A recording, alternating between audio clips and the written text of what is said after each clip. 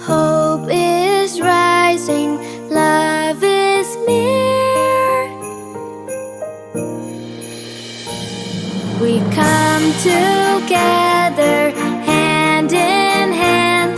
The miracle shines across the land. Every heart, every voice, every choice. We are the miracle of the season.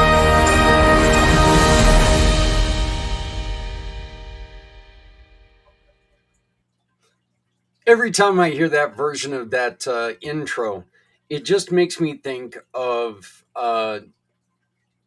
little Who, Wendy's, whatever, Sue Who or Lou Who or whatever her name was, as a child actress, and her singing her voice in that movie, and now she's a metal star. So it just makes me giggle. We are moving along with the miracle of the season. We're really happy with the way things are going. We will be getting back to the history lessons as soon as we are done with this next segment. And this next segment, what we're going to do is I'm going to introduce you to the people, some of the people who make Community Pay It Forward what it is. These are our sponsorship. These are our mission partners. These are our giving partners. These are the partners that make the program what it is. There is a QR code up in the corner of each one, and I need to take this guy off there. There we go. So there is a QR code in the corner of each video. If you need to get a hold of that company, just let them know the Community Pay It Forward is part of the reason why you reached out. If you do business with them, they give us a portion of the sales, and you get to choose a mission partner that you want to donate that money to. We take 75% of whatever they give us, and we give it to somebody who needs help.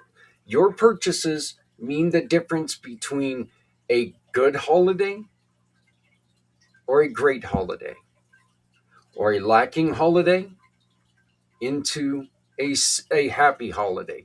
So please, let's make a difference by starting to utilize the Community Pay It Forward program. And I am proud to introduce you to the partners, my family, in the Community Pay It Forward organization.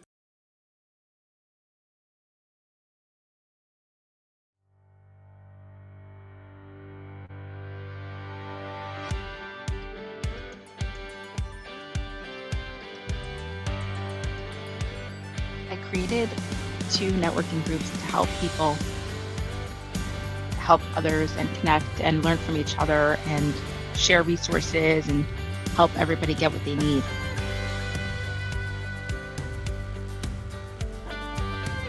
Currently, I work with Net at Work. We are a full-service IT managed service company. I specifically work with our alliance team helping MSPs, managed service providers, with line of business and providing that to their clients. So it's very much around partnership. And I also co-host 2 networking groups. One is called In This Together Roundtable. It's a virtual networking group of like-minded people who come together from all different parts of the world and all different industries to help each other and network together. So that's every Tuesday on Zoom. And then I also run a local one down in South Florida where I live for the local community. We get people from far north and far south who come once a quarter in person to get together. It's just formal happy hour and help each other and connect and meet new people and make new friends. So it's a lot of fun. I love it. And I also do a lot of speaking, and I love being involved in multiple different things, clearly, and just helping people. And that's really what I'm most passionate about, is making an impact and giving back. And I really appreciate the intersection between human capital and technology. I think that the fusion of both is incredibly powerful.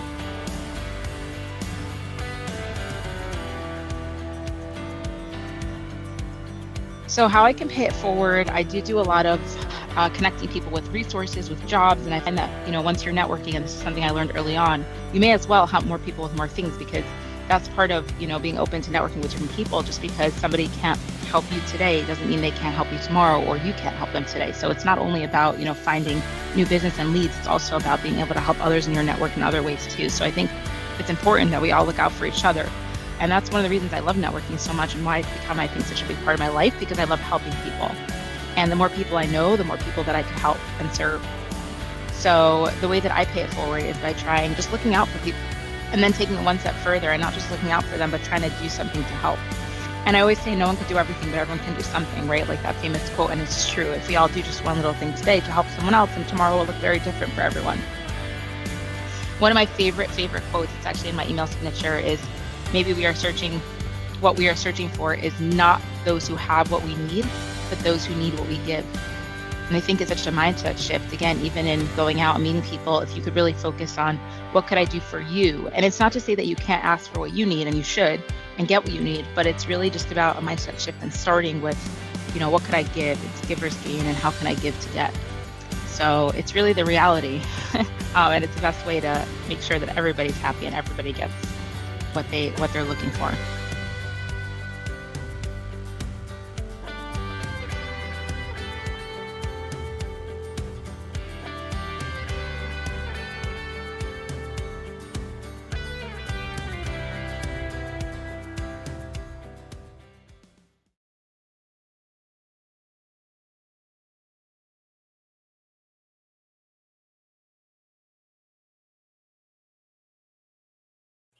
Hi, everyone. I'm Zak Clayton with Community Pay It Forward.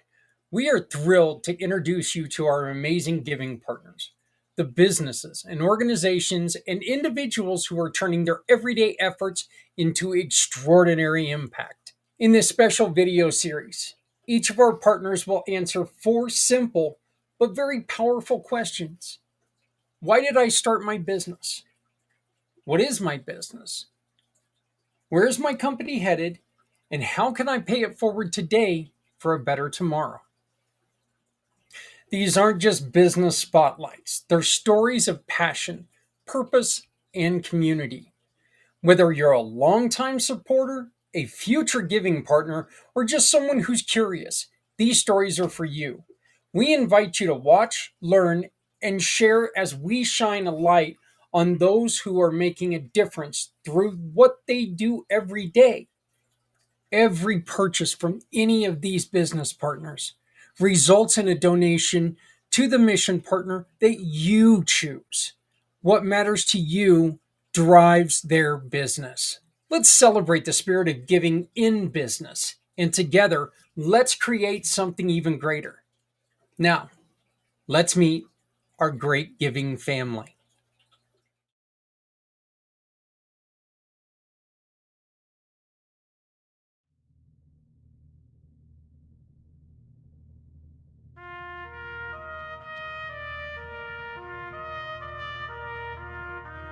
My name is Alan Holmes, Master Connector. Why did I start my business? I started my business simply because I know that there was a time that so much information is out there, online, offline, sideline, and I wanted to actually give a human connection to it, to let everyone know that there is someone behind the IP address, behind the phone number. So much in this time is where all with AI and various things, which although I use myself, but as a master connector, as my slogan goes, community is the essence of business, and I'm the master connector for building it.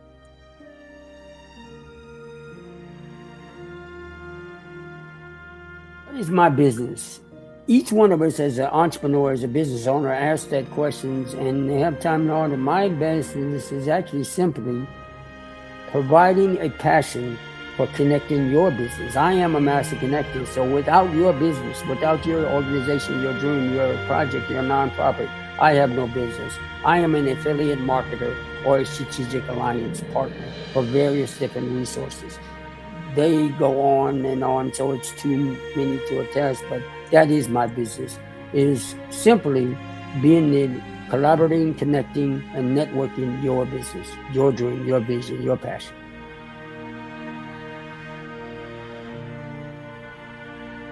Where's my company or my group of resources or companies offers going? Oh, the sky's the limit. It is based on, again, the people that I meet, the dreams that are vision.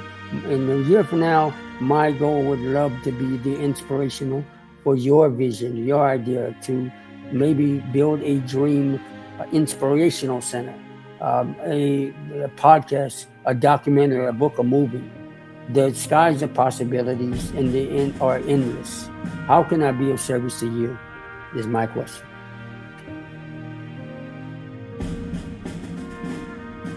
What can I do today to help a better tomorrow? Is simply this. Visit either my services. When I say my services, my strategic partner services, like you may know, he didn't ask me, it's a community pay it forward, a nonprofit, a business owner, a veteran, those with a disability, or someone is not so much about business. Just check in with folks, make sure.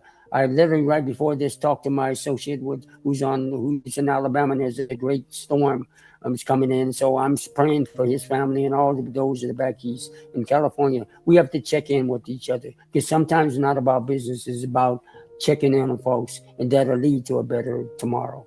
But it starts with, and of course I'll end with this. Anybody knows me, love the kids. Take sure and make sure that the children are taken care of, and making sure we're kinder to one another, love one another, and make sure you reach out and just say, I'm here for you. We'll see you on the other side. Thank you.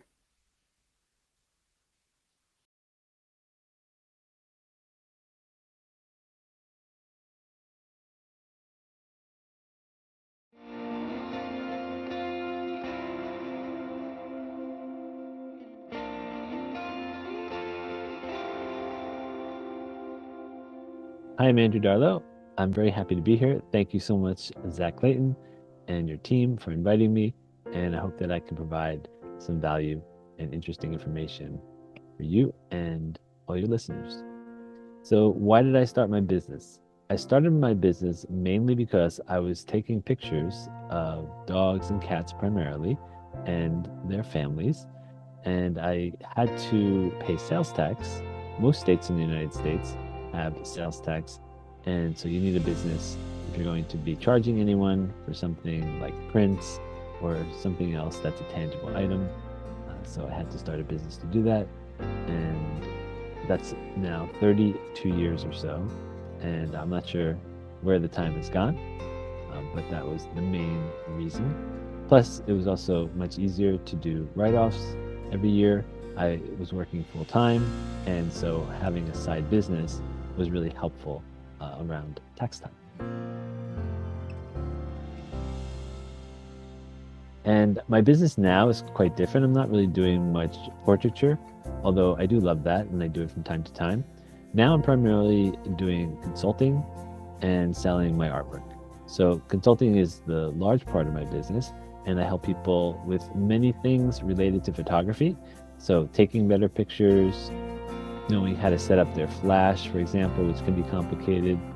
I help them also with organizing their photography collection, which can be really challenging, especially if you're someone who takes a lot of photographs, captures a lot of video.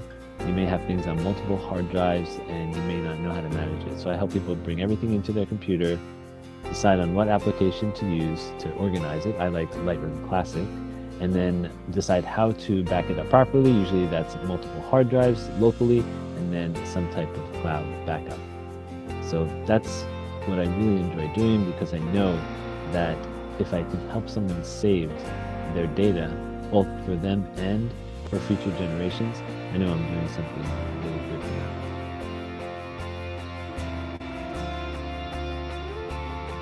And my company is located in central New Jersey. And I've been here, like I said before, over 30 years. In between, I've traveled and lived in multiple countries, including Japan and in Europe. So I think I'm most excited right now about getting out there and selling more of my artwork. Here's an example of a recent print project. That is a photograph that I took over 30 years ago. I have a story that goes along with it that I talk about and that I'll also share. And so I've been making prints like this, which picture 18 by 24 inches for over 24 years. And sometimes I give people prints as gifts along with, let's say, a photo session, or I might give them to family, or I'll sell them. And these I've been doing as limited editions, this last one. And so that's been going really well so far. And I'm also going to be launching a new series of flower prints, which will be on very high-end paper, and those will also be signed and numbered.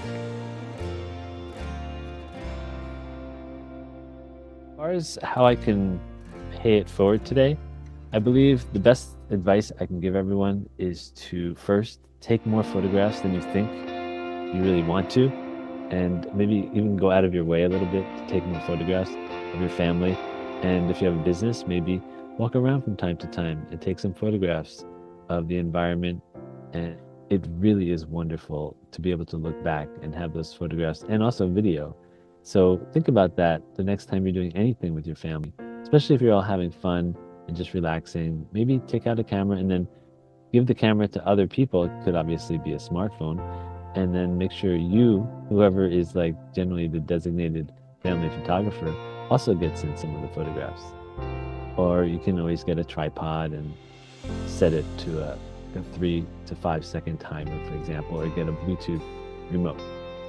Otherwise, I highly recommend doing simple backups, things that anyone can do. Like, for example, if you just purchase the smartphone storage plan that matches your phone. If you have multiple phones in the family, you'll have to work that out. But let's assume you have one main phone. You want to make sure that your storage plan at least covers that, so that if you drop it, let's say in a river or something like that, at least you can get everything back. And it's kind of common for phones just to stop working or to be dropped, and then at least you know that you can get everything that's on the phone. And then apart from that, I highly recommend having an online backup. There's a number of ways to do that. Google Drive is one option. Another one is called Carbonite. Another one, and my favorite one, is called Backblaze. And that can be found at backblaze.com. Also, if you check my website at backup.fm, I have a few podcasts. I also have a few articles that can give you information about online backups, also battery backups, and a number of other important items. So thank you again, Zach, and I hope this has been helpful, and thank you for what you do to help so many people. Take care. Bye-bye.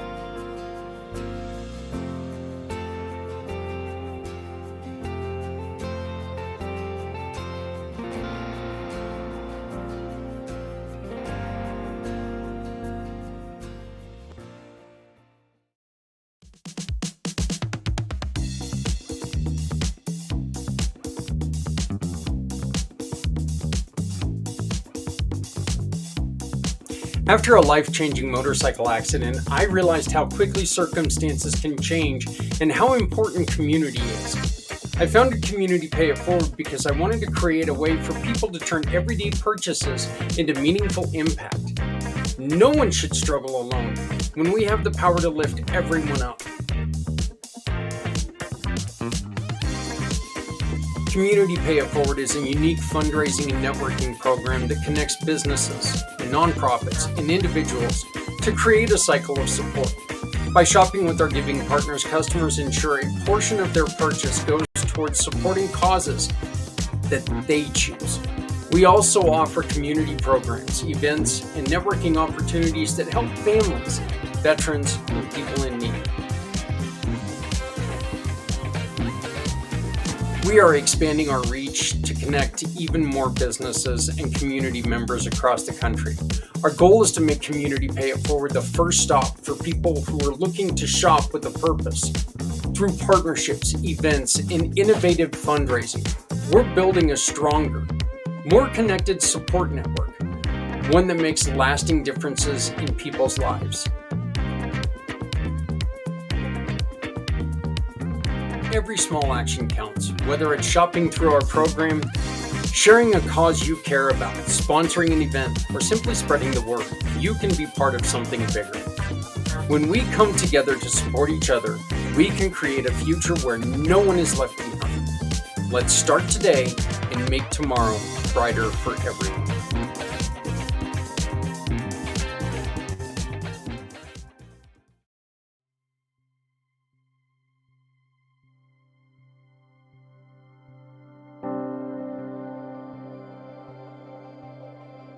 Because I love training. And I had been doing a lot of training just as an individual at the local tech school, at the University of Wisconsin School of Business Management Institute. And I wanted to formally organize what it was that I offered and then offer it to state agencies and the public. What I loved about training is that it helps people find confidence in their own competence, whether it's assertiveness or management development or communication, whatever it might be. I like seeing that light go on.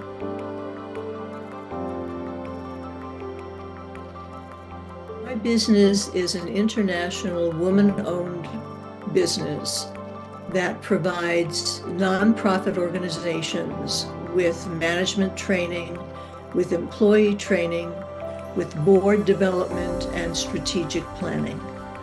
And I have done this for many, many years, both locally, nationally, and internationally.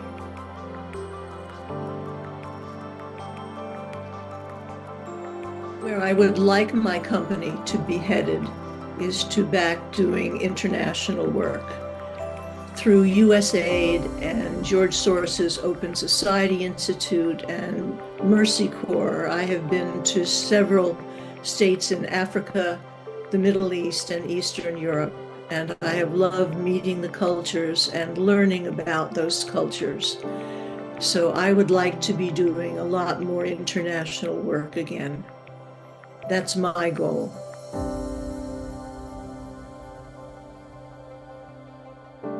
See peace. The training that I have done for Mercy Corps in Jordan was to help them negotiate in the Syrian camps. We don't want any more camps. We don't want any more war. If people learn to communicate, if they learn to listen, if they recognize that we all have the same humanity, I think that we can end war and end homelessness and all of the issues that we are currently dealing with and have dealt with for so long.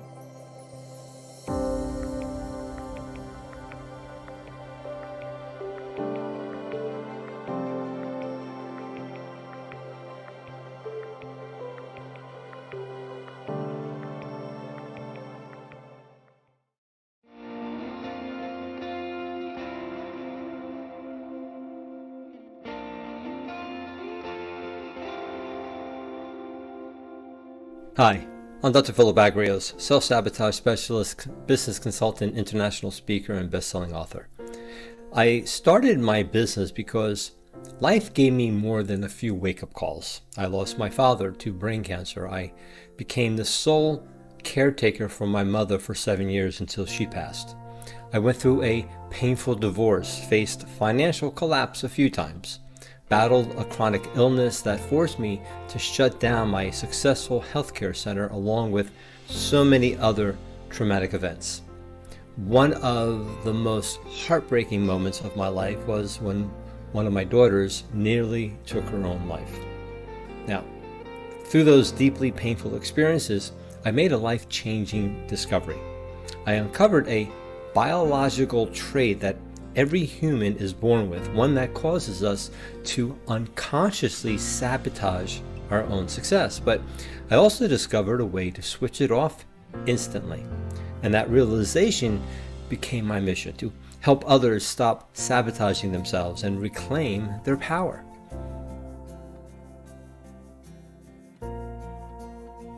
So I help business owners, executives, sales professionals, and everyday individuals who feel stuck in order for them to break free from self-sabotage using my signature method, the T-Now method. It empowers people to overcome the hidden patterns that block their success, whether it's in business, relationships, health, and personal growth, and guides them to take back control of their own lives. Now, we have helped many PTSD veterans neutralize many of their episodes to start living more productive lives, professionally and personally.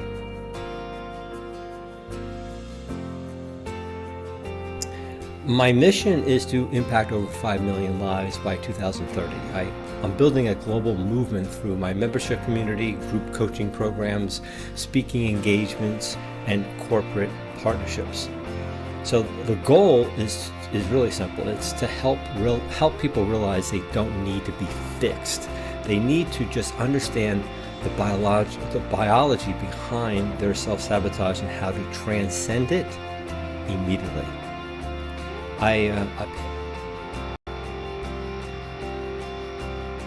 I pay it forward by sharing what I've learned through my own journey, from the darkest moments to the breakthroughs. Now, whether it's through free trainings, genuine conversations, or empowering someone to rise when they feel stuck, I believe every small act creates a ripple. If we each just take one step to lift someone else today, we shape a better, more connected tomorrow. So I just want to thank you for being a part of the Global Pay It Forward Day, and together we truly can do anything. Thanks.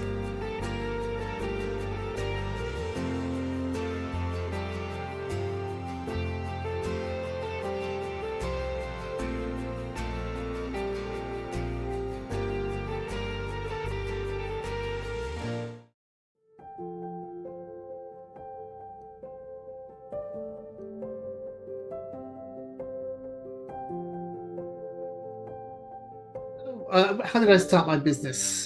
Started kind of like 25 years ago, and I always wanted to be able to find a solution where I can help people. And as you well know, some of the times that it's been helping nonprofits and small businesses, and it was really to offer something a little bit different that most people were missing out on. One of the things was like talk about engagement. How does a non-profit engage with its donors or its clients? How does the small business in the local area engage? And having that knowledge and history from the UK when I was doing database marketing was what brought me here to the US to actually start growing that. Because one of the things I love about Americans and America is that Americans are very philanthropic. They love to support their local charity. They love to support that local business. And that was one of the main reasons why I started my business. Today, being the web detective is much the same thing. It's just that I'm focusing a little bit on the things that get you in trouble. And when do you know you're in trouble? It's usually when you've got a lawsuit. And I think you've heard me say this sometimes. It doesn't matter what you say or what you do, it just means I can sue you.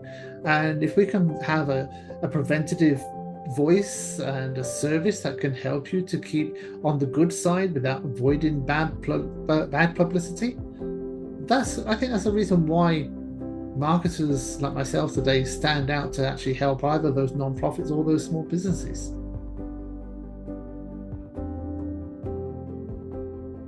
What is my business? Well, I've been a marketer for 25 years, and I've always found different ways to stand out, to be noticeable. You know, I think most of you probably hear I'm noticeable because I wear a strange hat. I have a different voice than most Americans. And it's first impressions. First impressions is what I work on in establishing a service in marketing for businesses, non-profits, and that's the primary thing about what I do today. Secondly, from that is about protection. It's also about growing an online presence without things like social media, without paid ads, because everything is organic. It's about growing time, building relationships. That's what's really important about most businesses. And that's where I come along to say my business is about building and protecting your brand, but to build a relationship where you can be engaged. My company headed? Well, I can see there is growth. It's heading to provide services and solutions to those small businesses who have probably been working in their business as opposed to on their business, and now realize they need some professional help. That's where I come in, and I realize that my business is growing not because I'm advertising. It's the organic approach. I build relationships. I build relationships through networking. I build networking groups. I go to them. I get referred. I get remembered. And I go to mastermind groups and things like that. It's all about spending time in front of people so I can be memorable. So that's where my business is going. I can see today, and it's growing in the future. When it comes to paying it forward, I noticed that if you start small, you build the foundations. That's how my business started. I started very small. I started working with nonprofits, and it's always about keeping your communications open. Keep them open, people understand you. Once you keep the communication line open, you can actually find you're building a relationship. And I find that is the most important part about paying it forward, because I find that if I'm just offering advice or tidbits or ways that you can actually change and influence that you're thinking about your strategies on how to grow your business, what happens is people take that as value. And it's those little golden nuggets of value is how I see that paying it forward helps that people trust, like, and help to start build my business by paying it back. So you have to pay it forward, because at the end of the day, if you're genuine, you're honest, you're trustworthy, people will notice that very quickly. That's building trust, and that's how you pay it forward.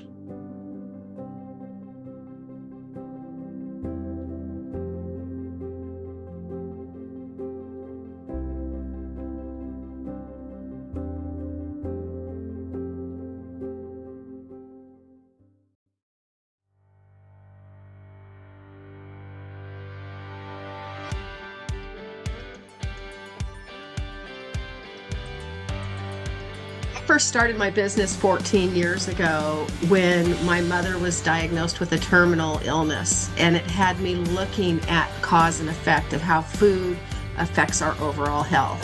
And the more I dug into that, the more surprised I was by what I was finding out.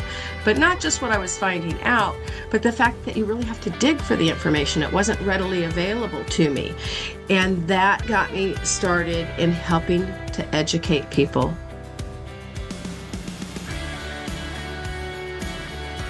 Business is Blue Jeans and Berries. I am a holistic health and nutrition coach.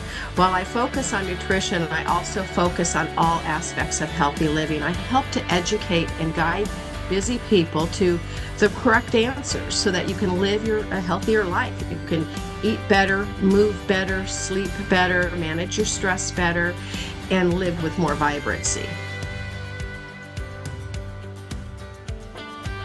And Berries is looking into the future and looking into what will land with anybody and everybody to make learning easy, because making healthy choices and changes does require some learning. So on top of the one-on-one coaching and group coaching that we currently offer, I am creating some digital courses that will allow you to move at your own speed, go through the courses. You can backtrack and repeat if you need to, but also there's no shame involved. You're not having to confess anything to me or anybody else, just to yourself.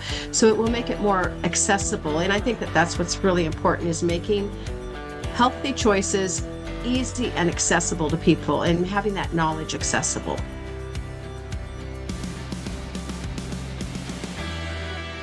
Look at paying it forward today is helping you change your habits today so that you can live a healthier life tomorrow.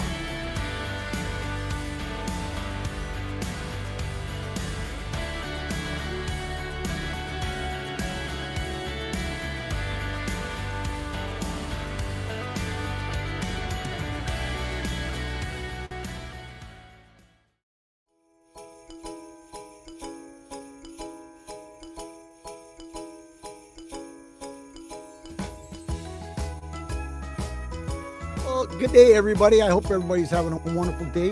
Why did I start my business? Well, it's kind of obvious. This right here is and when I met my new wife, she transformed me into Santa Claus, and literally it has changed my world and changed my life. And what a feeling it is to be able to share some happiness and create some smiles for some people that might not have a reason to smile. It's my business.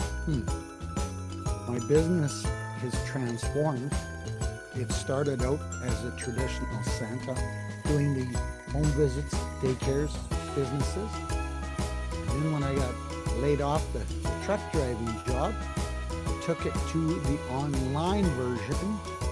Still doing the in-person stuff, but now the online stuff is opened up some doors to so many different things, and worldwide, which I would have never have thought, never have dreamed that was even a reality. So it has opened the doors to not only meeting some incredible people all around the world, but I get to share some smiles and some happiness, and have created some new ideas that provide many happy memories for families and business. Is the moon, I hope. I mean, the sleigh flies pretty high in the sky as it is, but and the reality of it is, the way I'm going now, and the reach I'm reaching all around this world, it's very interesting that I am able to communicate with people all around the world and share happiness. So where's it going? Don't know, but it's going upwards, and it's going to be more positive each day to create happiness around the world.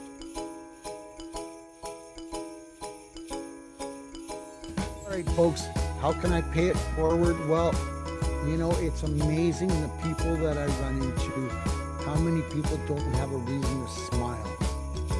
So I can get out of a car, walk around the corner, get into a meeting, and I make people smile. And my other website is the Warriors Beacon of Hope.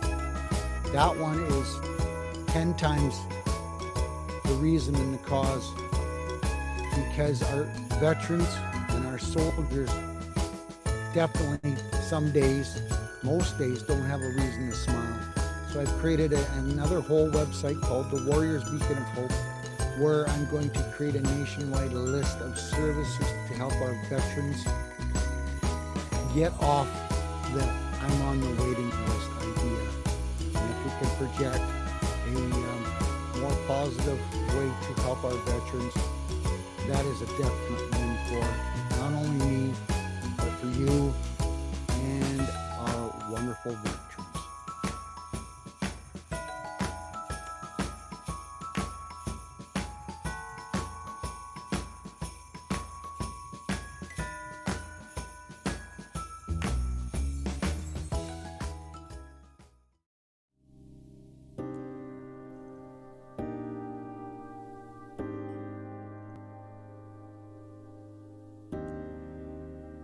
Right. So the reason I started my business is because I myself wasn't completely satisfied with my interior design career that I had for 10 plus years. I was working for top high-end interior design firms that design high-end residences and hotels, and I was at the burned out state. And when the pandemic hit, I got laid off. And at that time, I did not feel like I have any energy left in me to put another resume together and to basically apply for a new job just to experience a burnout again. So what I did is I went through a self-discovery process where I now take my client through, that I really tried hard to figure out what is my talent, what is my skills, and what is my value. And when I found the answer, and I have realized that I didn't want to become famous or well-known or recognized for or what I accomplished in terms of my interior design side of things. I realized what I want to do, and I wanted to do always since I was a kid, is to somehow be helpful to others and make a direct impact in other people's life. So I asked myself a question one day, like, why do I wake up in the morning? And I realized if somebody needed my help, I will be jumping out of bed.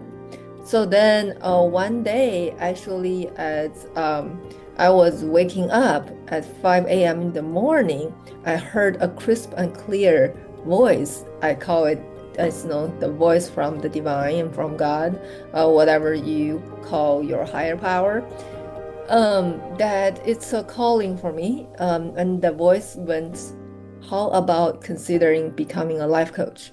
And that basically started my whole journey and how I started to found my business SC coaching group, because immediately I came across an institute called Life Purpose Institute, which I was in the process of looking for my own life purpose. And after I got certified as a life coach over there, I realized my life purpose is to help others finding their life purpose by going through the exact process I took myself through. And therefore, I started my business, IC Coaching Group, and the slogan, Seek to Change, See the Change, is because I realized that the person has to be the one who wants to change. And I cannot ask anyone to make a change when they're not ready. So therefore, this is the foundation and the root of the thought process before I officially start my business. And I realized that this business now really start to bring me the fulfillment I need. And I have a mission to help people end job misery and connect them to their vocation so they can wake up to their divinity and realize that they have the unique talent, skills, passion, and value to share with the world.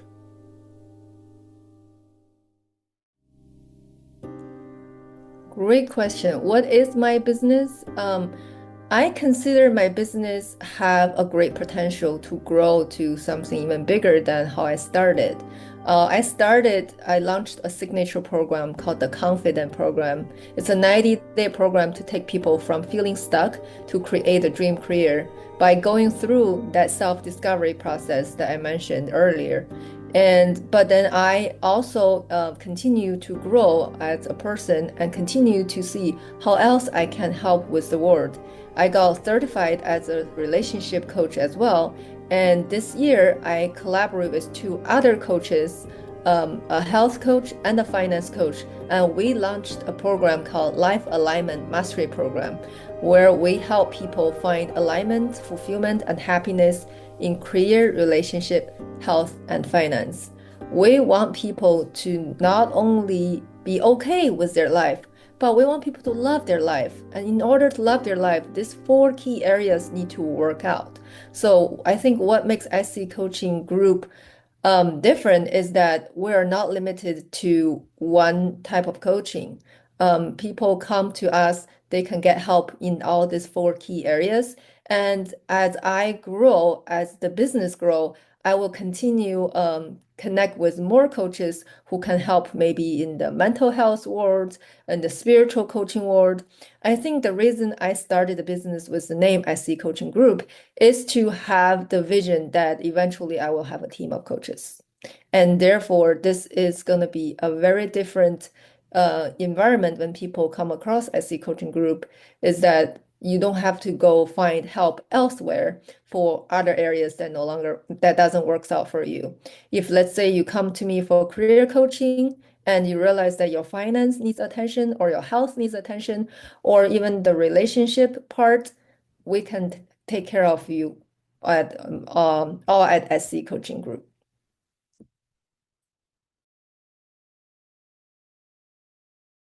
Where SC Coaching Group is headed is that it's gonna expand its coaching categories and a team of coaches. Right now, I have a team of 3, me, the career relationship coach, a health coach, and a finance coach.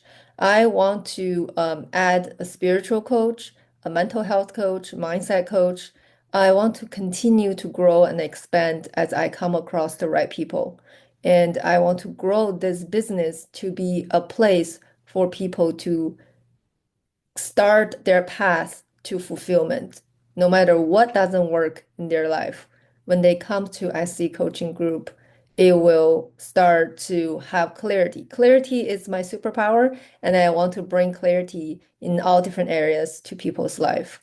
So, in terms of a short-term goal, I think the short-term goal is I am really currently focusing on promoting the Life Alignment Mastery Program and trying to get some graduates and so I can expand afterwards.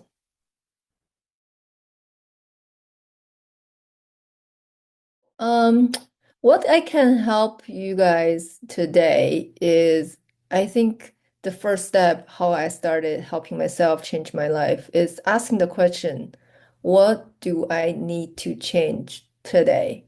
So my tomorrow looks different. I remember when I was really trying to figure out what's my next step, I really started to ask myself, like, what needs to be different today? What areas of my life currently needs the most attention? And of course, at that time, it was career. And when I have that awareness, I realized that I do not want to repeat the career the way it was. It needs to change to something completely different. And that is the first step that is needed for me to get on the journey of even want to know what's next because you have to first realize that you are not okay with your situation. So now I want to invite each one of you to think about, you take this moment to think about the question, what areas of my life currently I am not satisfied with? If you are settling, that could be the area that needs the attention. If you love this area and it works out great, then wonderful. So to take a moment to just reflect on, especially the four key areas of life, career, relationships, health, and finance. Which of these four areas currently are not working out for me or not working out as well I would like to? So I'll leave you with that question. And when you start to find the answers, changes will start happen to you. And if you seek to change, you will see the change. And if you want to further get help from me, I have a website. It's just my business name, sccoachinggroup.life. It's sccoachinggroup.life. And I'll be happy to have a conversation with you and see how I can help you further.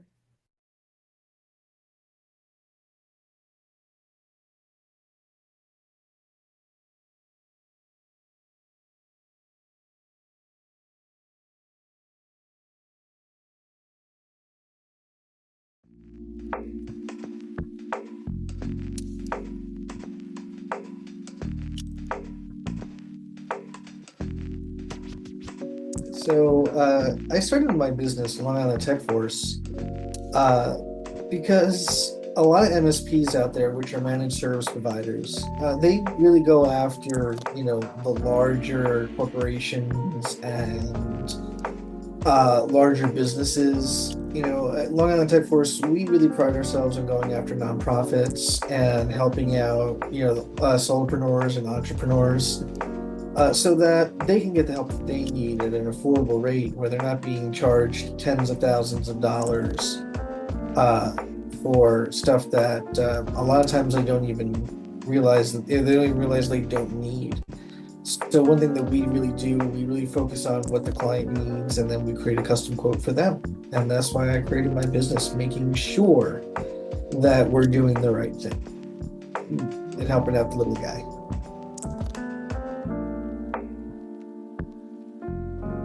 Okay, so my business is, again, Long Island Tech Force and also Phoenix Backups, but we're rolling them into one. And Long Island Tech Force is a managed service provider that provides the full range of IT services to the businesses that I mentioned, and any other businesses that also need IT help. We handle from help desk where you call us up where there's a problem, they need help with, all the way up to cybersecurity and making sure that your devices and your network are secure and that everything is backed up in case the worst happens to them.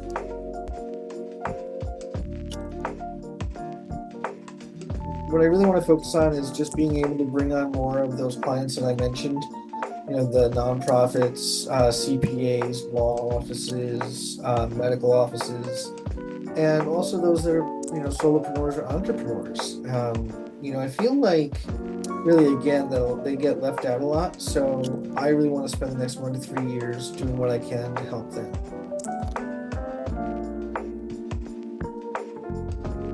Yeah, so the answer to your question the way I was originally thinking of it is that right now I signed on an intern where we're helping this intern learn the IT field, because they're very, very interested in cybersecurity and stuff, and really being able to give them the exposure that they need.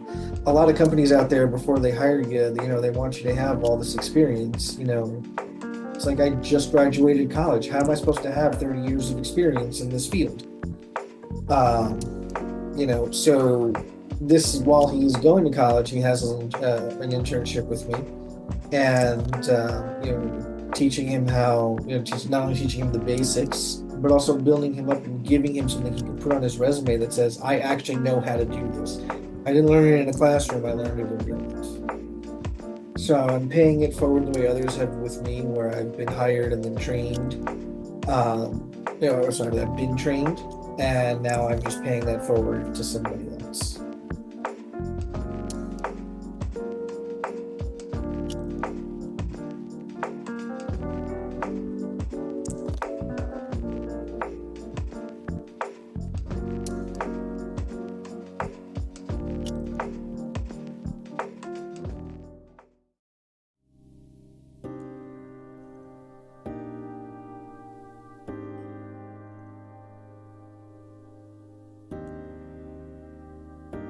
So the question is, why did I start my business? I was widowed when I was young. My husband died in a motorcycle accident at the age of 24. We had 2 little girls, 1 and 3. And what I learned the hard way is that we did not know that our ability to go out and earn an income was our greatest asset and should have been protected first and foremost. Now, nobody wakes up at 24 and thinks I'm going to die today. But had we known then what I know now, my husband should have been insured for $1.6 million, not the $20,000 that he was insured for. Had I known that then, our lives would have been completely different. And so I'm on a mission to help as many people as I can to change their lives financially, and also in doing so, improve their lives mentally, improve their health.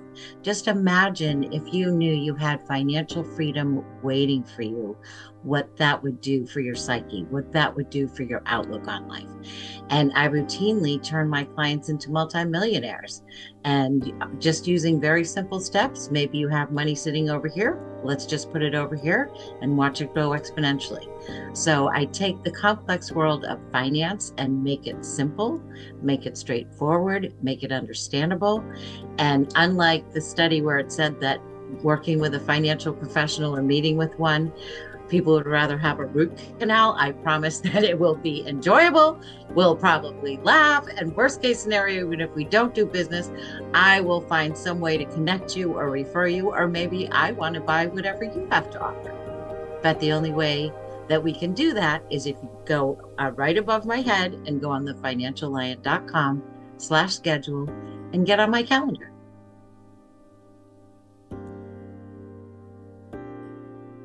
My business is about helping people financially throughout their whole entire lives.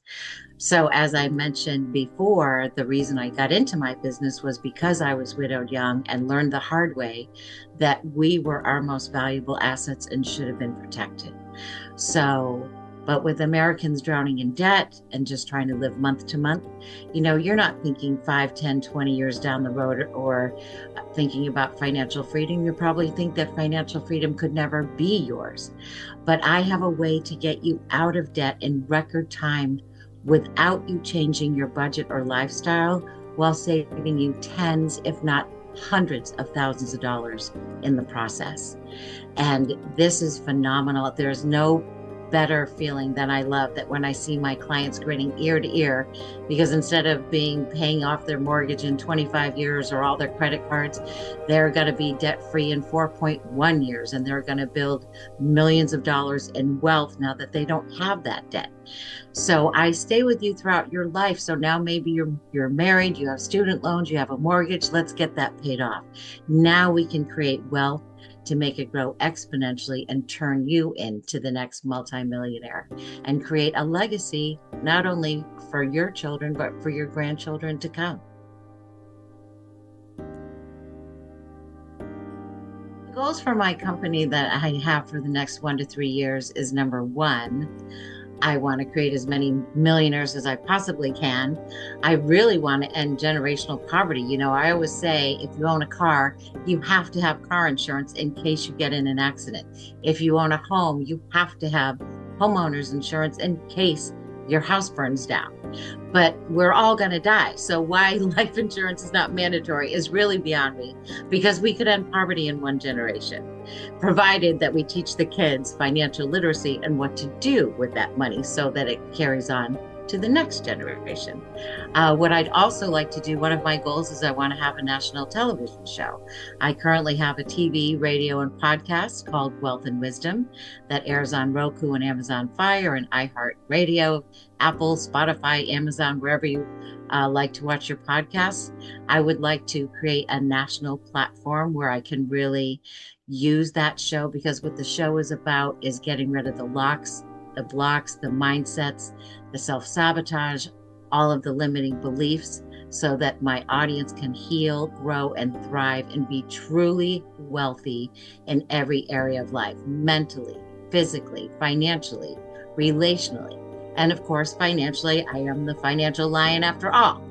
And what I want to do with all of that is really, a rising tide lifts all boats. I really want to lift people up and get them to know that they are worthy, that you do deserve to have wealth in every area of your life, and get rid of that mindset that keeps you stuck where you are, living paycheck to paycheck or month to month. Life is more about that. And it's more than just the number of zeros in your bank account. It's really the quality of your life. And I'm also working on a 6-part mini TV series highlighting nonprofits so that we can increase their reach, their impact, and their fundraising. So I would love to see that just be wildly successful, and then pitch that to Netflix or perhaps Apple TV, so we can also lift up the nonprofits and all the unsung heroes that are there battling on the front lines to make others' lives better.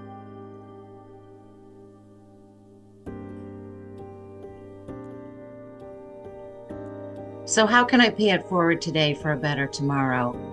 I will tell you exactly how I can: by smiling at people, by being kind to people, by, if I go to the grocery store, compliment a woman on her outfit or whatever it might be. That, a smile disarms most enemies, and it's absolutely free to give. So that is a very simple way to pay it forward. Another way that I pay it forward is 10% or more of everything I make goes to fight sex trafficking. I am on a mission. I want to rescue not just thousands, but tens of thousands. There are 21 million enslaved right now in this modern age. So that is how I do my best to pay it forward.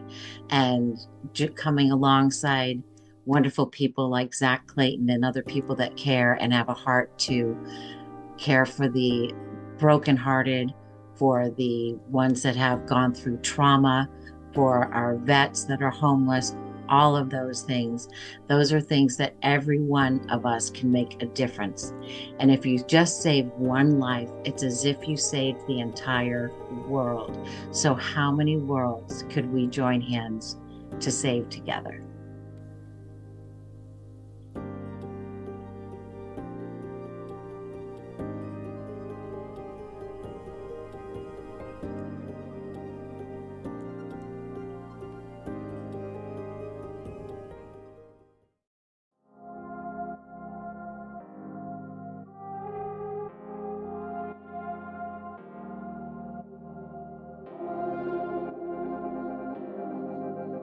Why did I start my company? At Z World Webs, we strongly believe that every website owner deserves the right and opportunity to take full ownership of their own website, while empowering them to make changes to their own website without having to rely on anyone else. And of course, develop a custom website Z World is waiting for.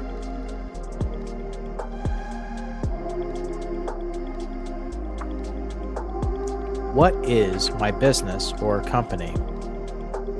At Z World Webs, we are a website development and consulting company who specializes in supporting nonprofits, veteran business owners, and of course, honest entrepreneurs like yourselves who are looking to enhance, develop, or redevelop a custom website Z World is waiting for.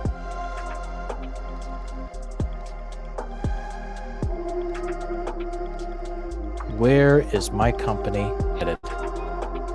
At Z World Webs, we are proudly headed towards a better future in philanthropy by dedicating ourselves to connect with great people like yourselves who want to bring awareness to support our veterans, eradicate human trafficking, and of course, save our planet while making Z World a better place for future generations.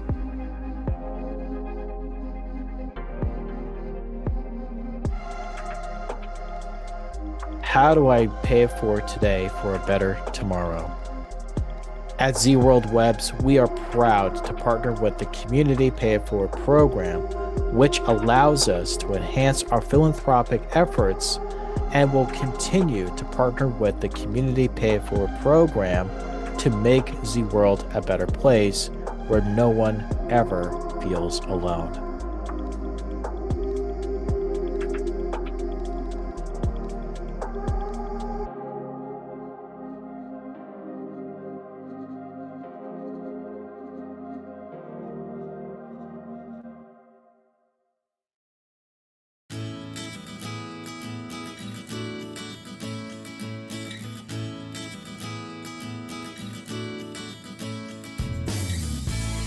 Why did we start our business?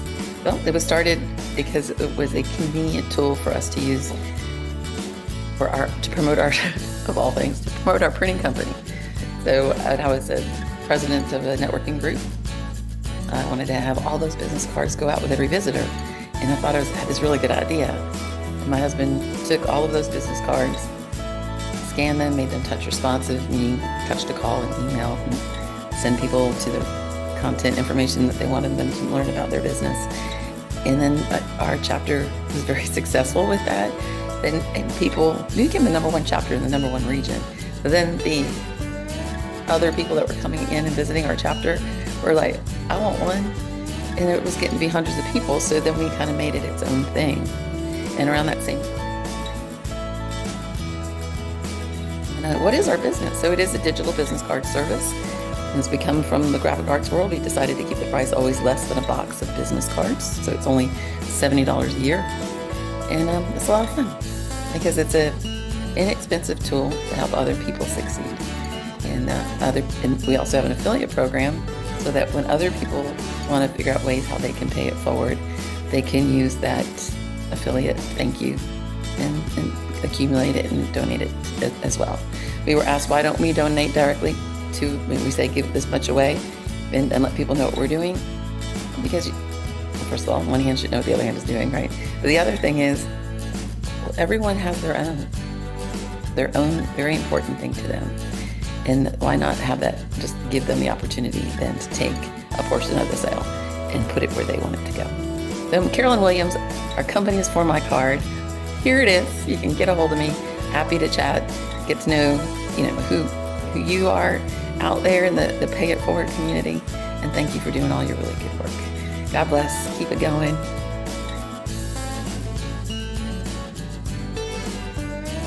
And that's where our company is headed. We are small, but mighty. We do our own advertising, networking, marketing. So we don't have a big budget of a Silicon Valley, but we have a lot of heart to go meet people in person and do. I'm a big networker. I like to get to know people. Then you become a valuable resource for other people. So I used to just do locally. Who do you know that? And now it's globally. Who do you know that can fill in the blank? And many times I do, or I know the person that does. So that's kind of cool. And time I became aware of the crisis of human trafficking. And once you know these sort of things, you can't unknow it. And so how I plan to pay it forward is with the success of For My Card, it could eventually be a way that we could start creating a stream of income with people doing the good work and use it. We've created already one organization called Tabby Stops Traffic to bring awareness and support to a local organization and a global organization, as well as put the information out there and make other people aware of it. Because again, once you know, you can't unknow, and we have to do something, right? And all of the good work you do is so important. So we learn about these things, and if it's slightly within our power to help, then it's our obligation to help. And that's where our company is headed. We are small, but mighty.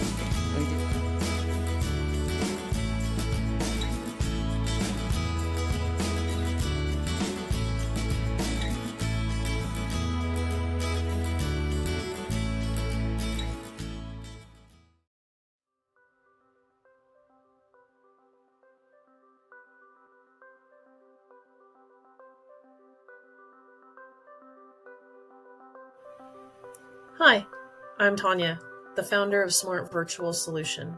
I'm a marketing and automation strategist. I help business owners untangle their marketing, simplify their follow-up, and build systems that support growth without burning them out. Why I started my business. I come from a background where I was always the one behind the scenes, solving problems, connecting the dots, and making things work. Along the way, I saw so many incredible service providers getting stuck, not because they weren't good at what they do, but because marketing felt hard, follow-up felt messy, and nothing seemed to fit together. They were trying to do everything on their own. Post, follow-up, respond, sell, take care of their clients, and it was exhausting them. I realized I could take what I've learned and help people stop spinning their wheels, to simplify the way that they show up and serve their clients well, and grows a business that actually fits them. And that's why I started Smart Virtual Solution. Not just to build systems, but to help people build clarity and momentum.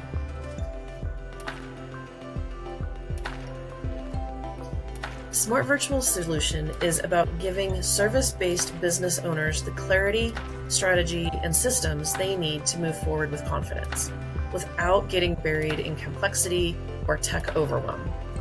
Sometimes that means mapping out a marketing plan that actually makes sense for your business. Sometimes it means setting up automations that save time and follow-up when you can't.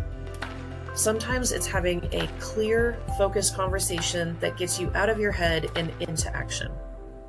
I don't believe in one-size-fits-all systems. We're doing everything all at once. Smart Virtual Solution is about doing the right things at the right time and making those things easier to manage, repeat, and grow from. Whether we're building something from scratch or cleaning up something that's been duct taped together, the goal is the same: a business that runs smarter, feels better, and gives you back your time. So where am I headed? My goal is to help more business owners grow in a way that feels clear, supported, and doable, not overwhelming. Through strategy sessions, smart automations, and community support, I'm building a space where service providers don't just get tools, they get systems that actually work for them. I want to be the person they turn to when they say, I know what I want to build, I just need help connecting the pieces. And I want the next step to feel lighter for you, not heavy.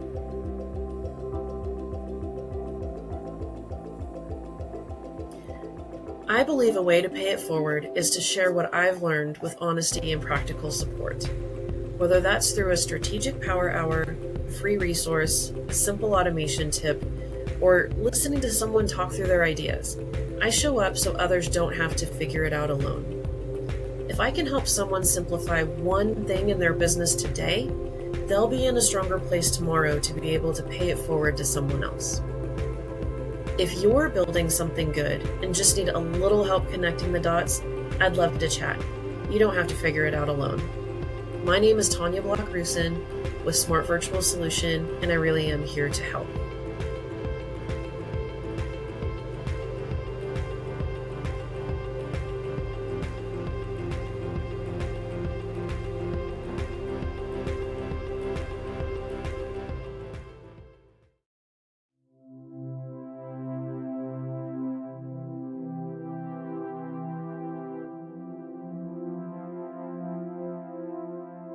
Hi, my name's Kim Pleshay, owner and founder of Inside and Out Pet Care. I always had a love of animals, never grew up with any animals. So when I had the first opportunity to take care of animals, and through a friend's daughter, I learned how to start the pet sitting business. So I invested $1,000 in myself and made a little money. So that's how it stuck.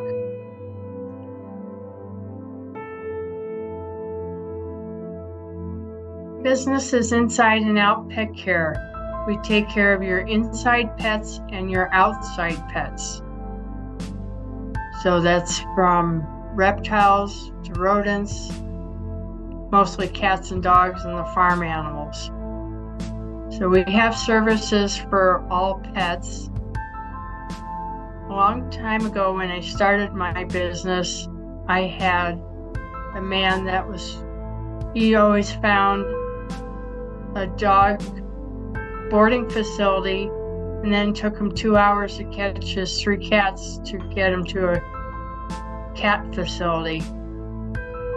So he loved the option that he could keep all his pets at home, and we just come in and take care of them. So the cats that wanted to go outside got that option. The dog got to sniff around on his property. Other services that we provide are with the farms, many rescue farms, like with horses or chickens, ducks, goats. We just take care of all your animals because you need a break too for a vacation. And we have the dedicated pet providers that know how to take care of specific animals. And we go beyond and above and beyond the care of your pets. They end up being a family member of ours too.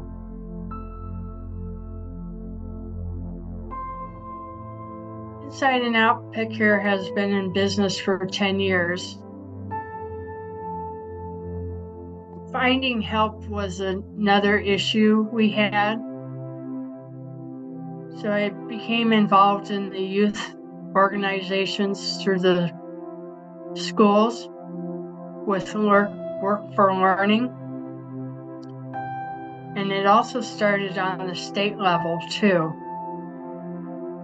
So our future is with the youngsters wanting to learn how to take care of animals, and I am willing to teach them how to do that. It's all about the pets and it's an entry-level job. And if they want to move up into the business, they can do it that way. Last year, in 2024, through a networking mom, her daughter wanted to learn how to groom. So between her and I, we got the child set up for grooming. Now we're just teaching her on the job on how to do that. So I'm exposing her to many different options where she could go for this grooming. And, you know, as a 16, 17-year-old, you don't really know what you want to do. But if you have the love of pets, that's the biggest challenge. My vision for Inside and Out Pet Care is to become one of the largest pet sitters in northern Colorado, and maybe in the state of Colorado. And who knows, maybe it might be nationwide, but it's just one step at a time. The specific clients that we are looking for are the people that think their pets are their world. We go above and beyond just the care, not just the care of your pets, but it's also your home. Have you ever thought about who you're actually letting into your home?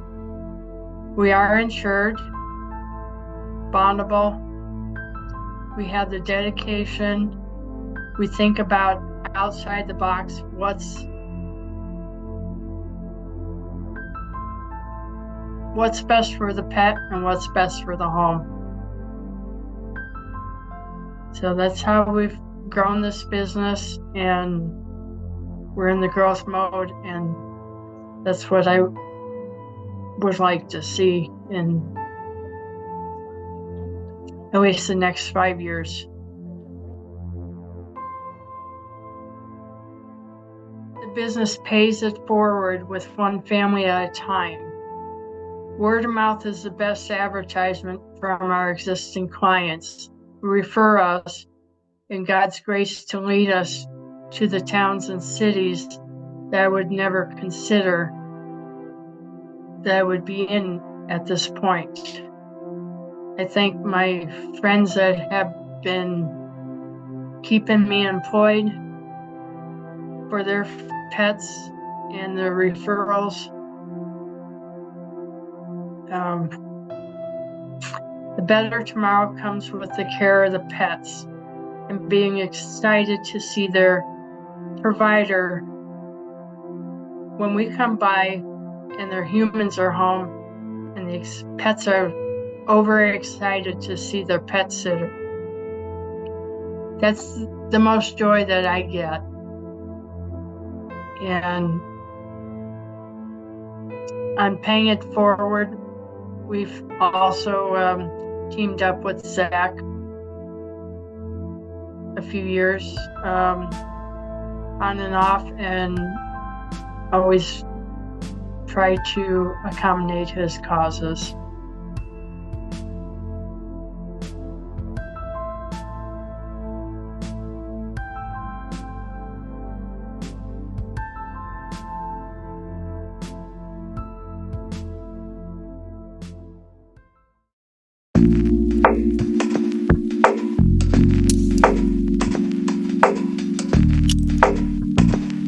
I'm Zak Clayton with Community Pay It Forward, Community Dare to Care, and the PAC channels. We are proud to introduce our mission partners, the nonprofit organizations, support groups, and causes that inspire us to do more and better things every day. These are the hearts behind the mission. These families, the people, and programs we stand beside to create a lasting change. In this special Spotlight series, We've invited each of our mission partners to answer 4 powerful questions. Why did I start my organization? What is my organization? Where is my organization headed? And how can I pay it forward today for a better tomorrow? These stories are about purpose in action, real people doing incredible things, and the community that they need to help lift them up. It is our hope that you will listen, connect, and share. Because when we support each other's missions, we build stronger communities together. And utilizing our great giving partners, there's never been an easier way to support these wonderful missions. Now it's time. Let's meet the difference makers. Let's meet the Community Pay It Forward mission partners.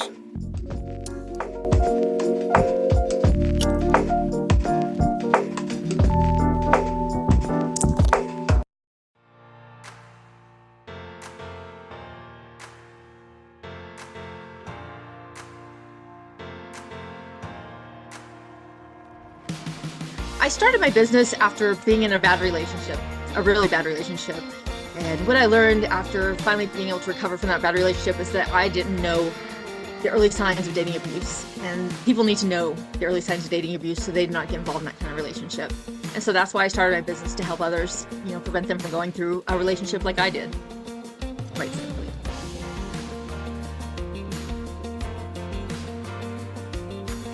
My business is going out into schools, high schools, actually anywhere, community events, and talking to people, educating people on how to recognize the early signs of dating abuse, how to see if they're in a healthy relationship or not, safe online. In all, it's a big business about education and helping people have healthy relationships throughout their lifetime, starting at the very beginning when they're youth.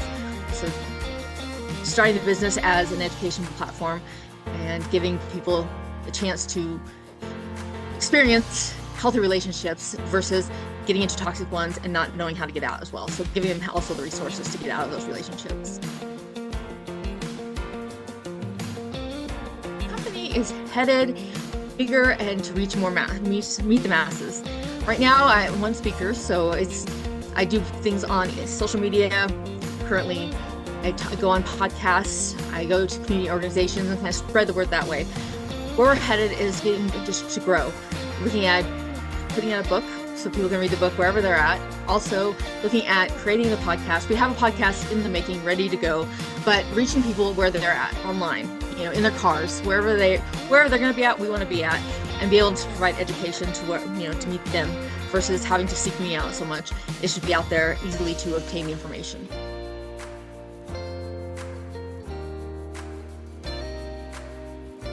We're getting to as many people as we can locally, and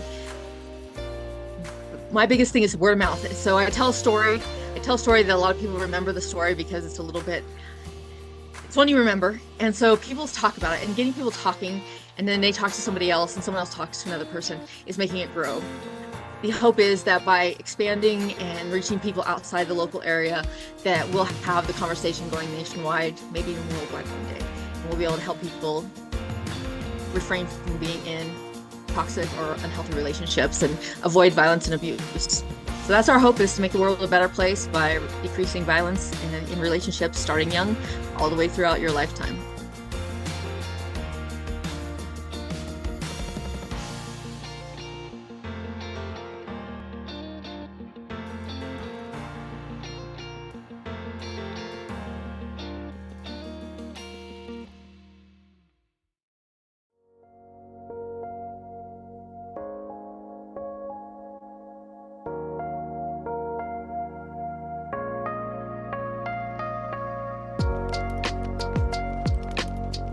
Why did I start my business? My mom, my sister were killed by a drunk driver when I was 3 years old. And I went through a lot of different things in my life that I don't want anyone else to have to go through. So literally, the reason I started it is to save lives and stop others from hurting like I did.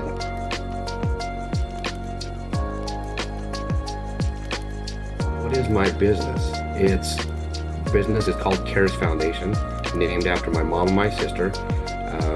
K-A-R-E. My mom's name was Karen, and my sister was Shelly. That's where the S is. So K-A-R-E-S, and then Foundation. What I do is I go around and I talk to kids all over the country about what I went through. And then we also have a camp called Camp Cares that we help kids that have been affected by drugs and alcohol, and or veterans, kids have been affected by suicide. As well as we're developing a program called Kids Life Program. Would love to tell you guys about it. It's an exciting thing happening, and yeah, that's what we do, and we just love helping others, and also to encourage others to help others. You know, it's all about helping each other, and if you have a chance in a day to let a car merge in front of you, do something good for someone each day.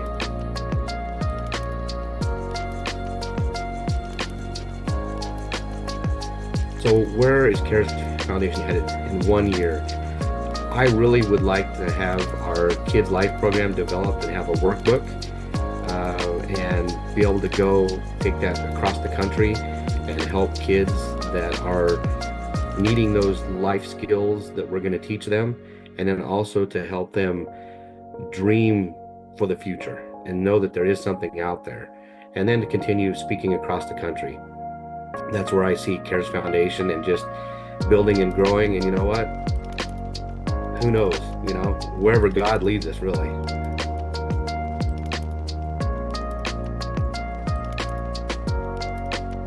So what would I see something as far as success for Cares Foundation? What I really see, if I can wave that magic wand, would be to lower the death rate of suicide, not only suicide, but alcoholism, drunk driving, deaths. If we could have an impact on that, oh man, it would be so wonderful. And saving lives, it's what it's about. I've always said, if I could save one life, Cares Foundation has done what it's done. And you know, I've had 2 people come and tell me that I've already made an impact in their life. And so that magic wand is, I could just be boom, everywhere all at once.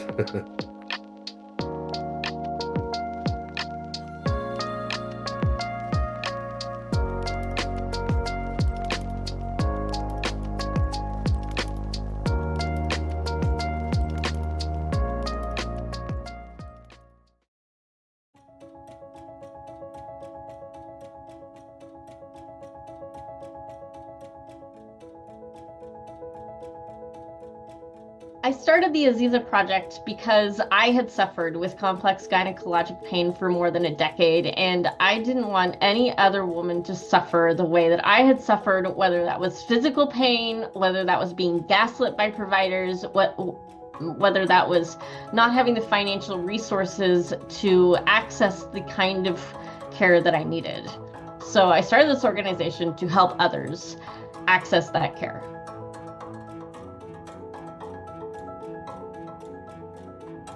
The Aziza Project is an organization that offers funding to women who are suffering from complex gynecologic pain so that they can see a provider who has the knowledge, training, and compassion to figure out what's going on and come at it from a trauma-informed perspective.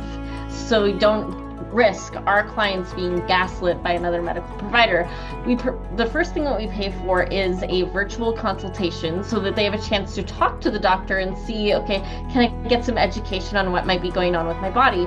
And do I like this provider? Is this somebody that I'd like to see in person? If they would like to see the provider in person, then the next thing we cover is their travel expenses. We for them and a companion so that they can actually go and see the doctor in person. Because I know that if we didn't cover the travel expenses, that would end up going on a credit card at like 29.99%, and I didn't want that. So we're covering the travel expenses. And then we cover the costs for their in-person appointments. New patient appointments can run anywhere between $500 and $750. And so we cover that so that they don't have to. We also cover, if they need some surgical care, we'll cover that as well.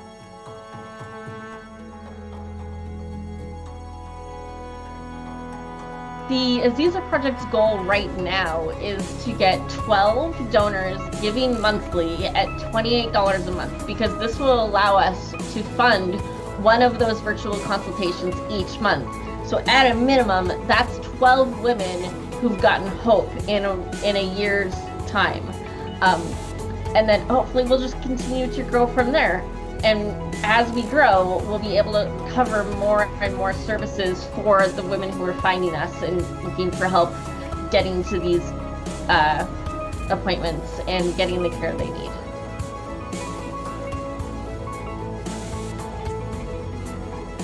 The project is working on getting that funding going so that we can help a patient or client in the future so that her life is better. And the thing that I love about the Aziza Project is we're not just helping women feel better and then, letting them get on with their lives, because they haven't been living their lives. But we actually can, by helping them solve their physical pain, we also play a role in helping with their economic pain, their relational pain, and stuff like that, so that they can go from, sitting on the couch all day, not feeling good, being in pain, being in bed most of the day, to being productive members of society. Not saying that people who are in bed and stuff like that are not being productive members of society, but there is a part to being able to support your family financially, to be able to get together with friends for brunch and stuff like that, that we're able to impact their tomorrow.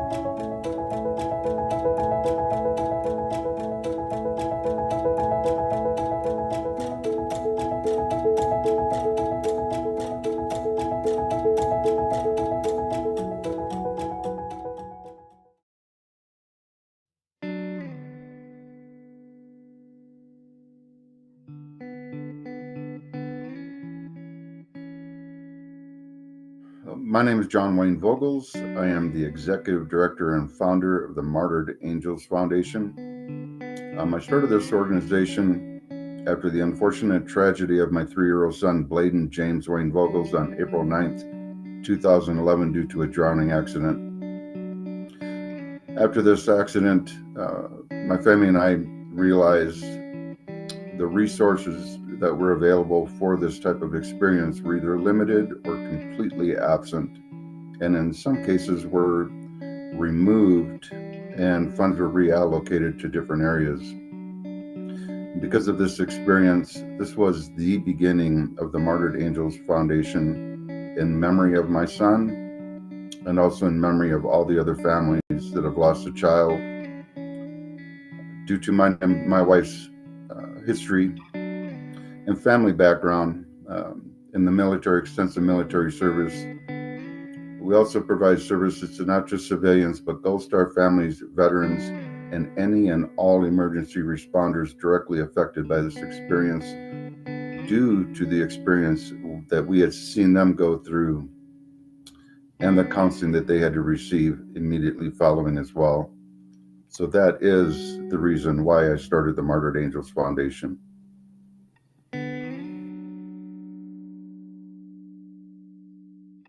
My organization is a 501c3 nonprofit organization. We do provide various different resources. The one most extensive is the equine therapy program that we provide. This program has surprisingly become immediately results with how we provide this service. It is a very unique and specific program.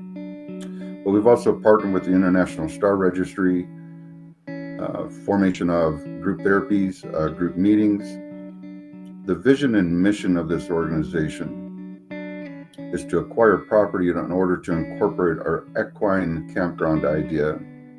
This idea will provide a much more private and secure location for families, but also one more comforting and allowing families to become more open and provide a better service for them. At the same time, this is designed to benefit everybody. So this would bring on interns, this would bring on more grant opportunities, This should also be very, very transparent in the way that it is designed, and it is a very unique campground design. So our services are extensive, and once again, we provide these services to civilians, veterans, Gold Star families, and any and all emergency responders. This is so important. This will allow all of us to come together and provide one big support group for everyone. And unfortunately, statistics is what we're trying to reduce. Currently, the statistics that were researched by Fox 31 News in a previous interview I had, they stated that 80% of marriages end in divorce immediately following the death of a child. This is followed by loss of income, loss of material things such as homes, cars, other items. Some have become homeless, battling drug addiction, alcohol addiction. Others have had either suicide attempts, and unfortunately, some have been successful in suicide. And although people say that time heals all wounds, this is not the case when it comes to statistics after the loss of a child. Actually, after several years have passed, it becomes increasingly worse on the parents and the families. These are statistics that we are trying to reduce and trying to provide a much better support and resource for these families. And with the design that we have and the resources and programs that we've implemented, this does have the extreme potential, possibility, and proven results that we can reduce these statistics dramatically.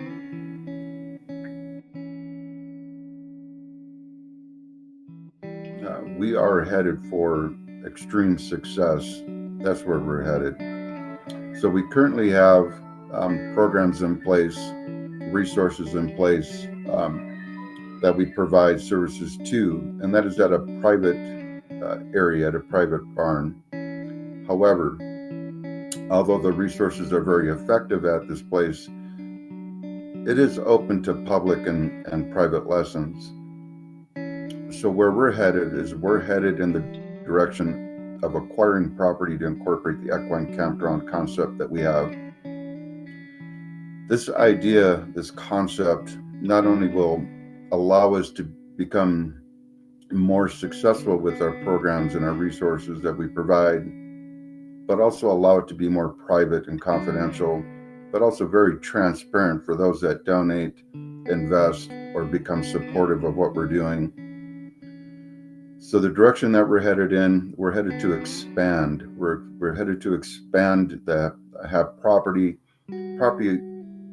connected to Forest Service property, so we can not only take the program that we have, the equine therapy program, and our other program and resources on our property, but we can also expand it onto the Forest Service and make this a very unique opportunity for all the families. We're also expanding with the International Star Registry partnership to have an observatory that would also allow astrologers and astronomers to come on board to not only direct the telescope in the direction of the star named after the child or individual, but then have somebody describe the significance and importance behind this star. This also allows a more private setting, more comfortable setting. With this concept that we have, it has not only become extremely successful immediately, it also allows us to have more success with more families available to come on board.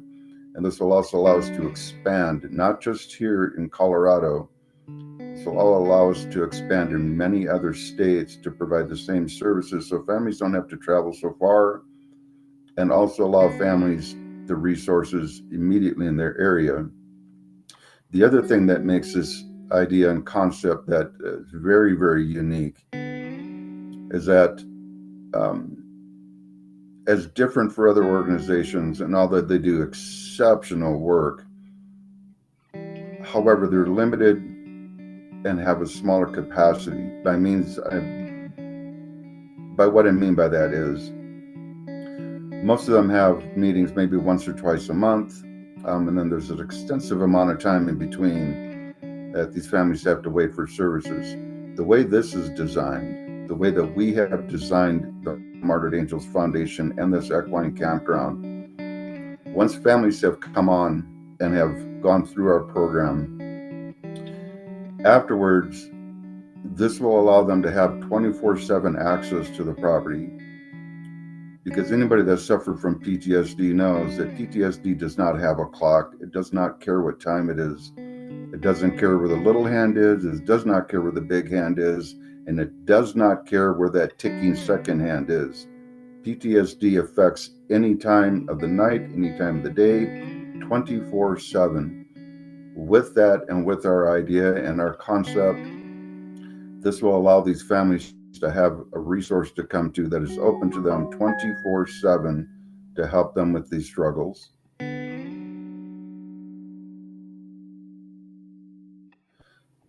So what we can do today for a better tomorrow, that is very, very easy. Just simply get behind the Martyred Angels Foundation. Through your support, invest in what we're doing, support what we're doing, become a donor of what we're doing, become involved with the Martyred Angels. We have so many different areas. We have the equine therapy program, International Star Registry, group meetings, group support. There is also a very unique opportunity for a motorcycle attachment, in which this is a story I really love to tell. So when both of my children turned 1, I would put them on the front seat of my motorcycle with me. We would do circles in our cul-de-sac and go up and down the road. My kids absolutely loved riding this motorcycle. However, due to my work schedule, I did have extensive times where I was on call 24/7. So in this one particular moment, I did an on-call and then I had to do my work shift. When I got home, typically when the kids would hear me coming down the road, they would either have their faces pressed up against the glass door waiting, or they'd be out the mailbox. At this particular time, they were out the mailbox waiting for their ride. However, I was really tired. So when I rolled up, I told the kids, listen, Dad can't give you a ride today. I'm just too tired. So I pulled my motorcycle into the garage and I park it, and I never locked it, never had a reason to, such a secure garage. And since this is a 98 Road King, it is carbureted. So this is key to this story. So when I park the motorcycle, I get off the bike, I go into the house, I make something to eat, and I make something to drink. And this took a little bit of time because, of course, I'm playing with the kids at the same time. However, when I go downstairs to sit down to take a little time to relax, I hear the starter engaging on my motorcycle. Now, my son Bladen was 2 at this time. So I run upstairs and I open up the garage door. And as I look, there's Bladen. He climbed up the side of my bike, was standing on my tanks. I have 18-inch risers on my bike. Bladen had his left hand gripping that handlebar. I never noticed him paying attention to how I started this bike. He wanted to go for a ride so bad, he was going to take himself for a ride. So he turned the ignition switch on and he was hitting the start button. And I just went, oh my God. So I ran up, I'm like, Bladen, no. So I grabbed him off the bike. Ever since then, I locked the bike up. Even if I'm a foot away from it, it's locked. However, I couldn't think of a better tribute than to include that into the organization. So there's a motorcycle membership attachment, equine therapy, International Star Registry, group meetings, group support, and once again, just that huge volume of support between civilians, Gold Star families, veterans, and any and all emergency responders. This design that we have benefits everybody. Nobody is left behind. Nobody is left out. The best way to help us move forward is to become involved to whatever capacity, donation, investment, support.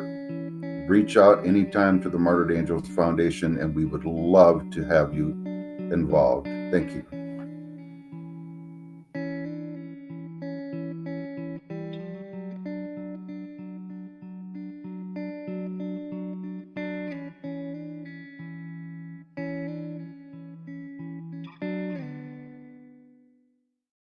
Your business is your American dream.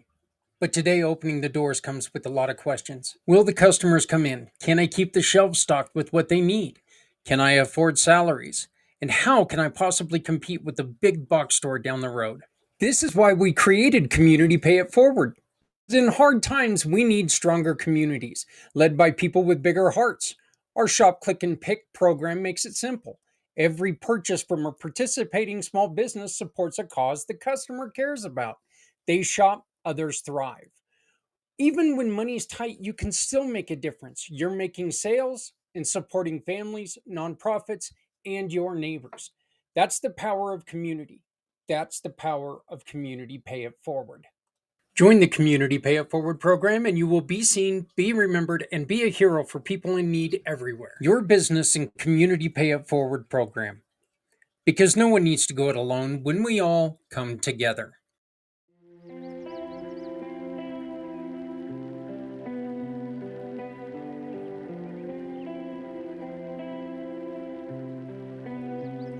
So, Dreams of Media started in 2023, but honestly, it wasn't something I planned from the start. I was applying to medical school and working with my older sister when I realized how much I loved creating and editing designs. It was just something that came naturally to me. My sister always believed in my work and kept sharing it with people in her network. And one day, someone actually asked her, "Who's your graphic designer? I'd love to meet her." That moment sparked something in me. I realized there was a real demand for my skill set with people in general, and with the encouragement of my sister and my growing network and her growing network, Dreams of Media was born.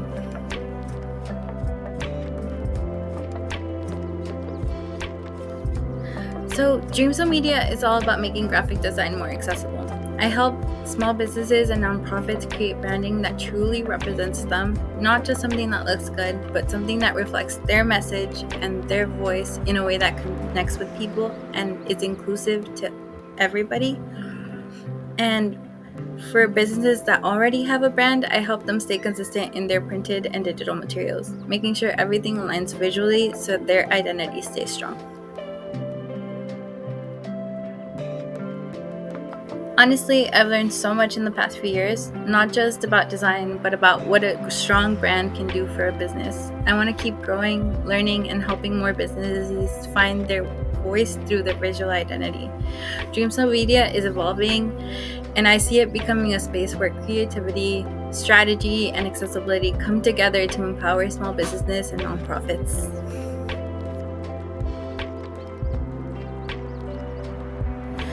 I wouldn't be where I am without the people who believed in me and supported me, so I try to give that same energy back. Whether it's mentoring, collaborating, or just being a resource for others, I want to help people the way that I've been helped, creating opportunities where I can. It really does take a village, and I'm so grateful for mine. I've always believed in lifting each other up, because when we do it, it creates a ripple effect that makes everything better for everyone.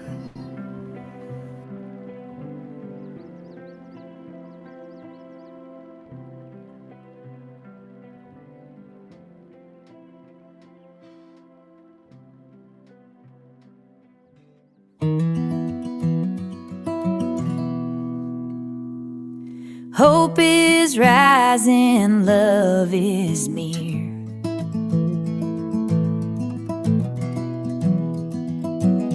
We come together hand in hand, hand in hand. A miracle shines across the land. Every heart, every voice, every choice, we are the miracle of the season. Okay, so I said that was going to be an hour. I didn't realize I had that many videos, which is a great thing because that means I've got that many wonderful, wonderful partners in the Community Pay It Forward program. And here's the thing, that was less than half of them. If you are a Community Pay It Forward partner and you're watching that, please reach out to me. Let's get you recorded. So it is time for us to get back to our little learning thing that we've been doing here.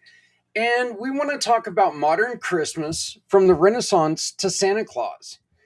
How centuries of culture, faith, literature, and tradition have helped shape the Christmas we know today.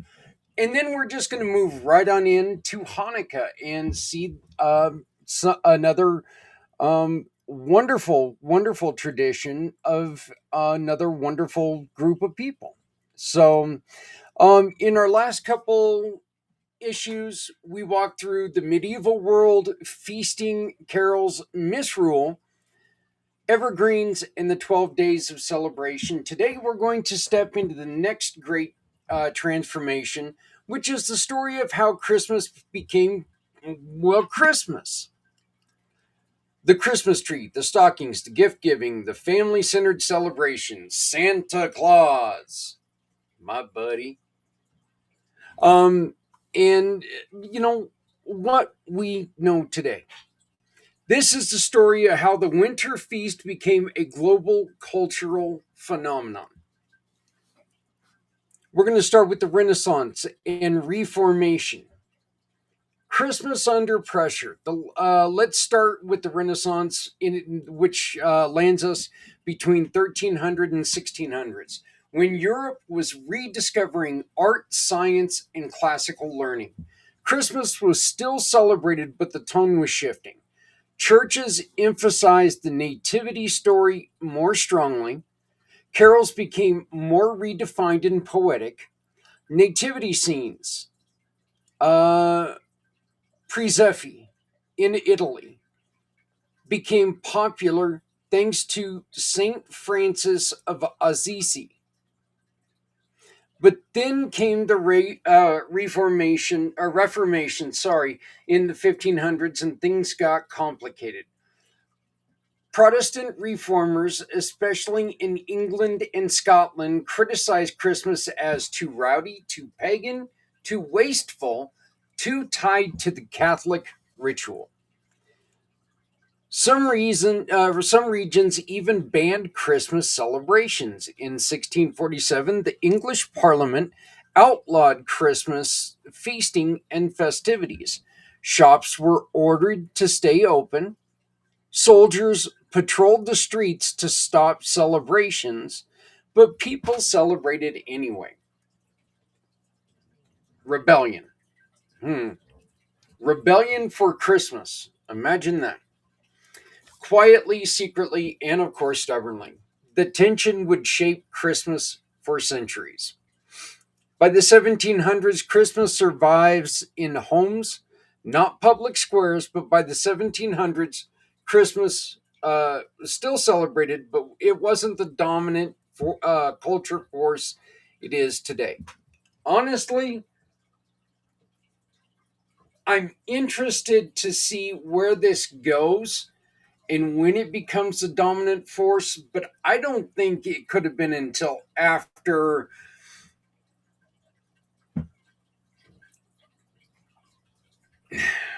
the culture turned more to shopping, if that makes any sense. In many places, it was a quiet religious day. The rowdy medieval traditions had faded. Families celebrated modestly at home. Churches held nativity services. Gift giving was small and personal, which honestly, I still think that makes more sense. But something important was happening beneath the surface. Christmas was becoming domestic, a home centered holiday. And this shift set the stage for the explosion of the new traditions in the 1800s. In the 1800s, the century was invented modern. This is the century. Okay, and this is what I was talking about. That invented the modern Christmas. If you want to know what Christmas became, the holiday that we recognize today, the answer is simple: the 19th century. This is when nearly every major Christmas tradition took shape. The Christmas tree. Again, the origin of the Christmas tree is Germany. The Christmas tree tradition comes from Germanic lands, where evergreens had been a symbol of life in winter. The German word for is Tannenbaum. By the 1500s, German families were bringing small fir trees indoors, decorating them with apples, nuts, and candles. That sounds dangerous. Singing songs around them, but the tree didn't go global until the 1800s.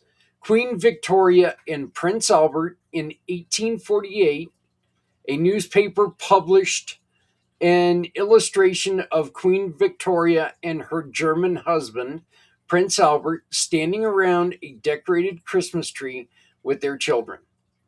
That image suddenly spread across the British and America like wildfire. Suddenly, everyone wanted a Christmas tree.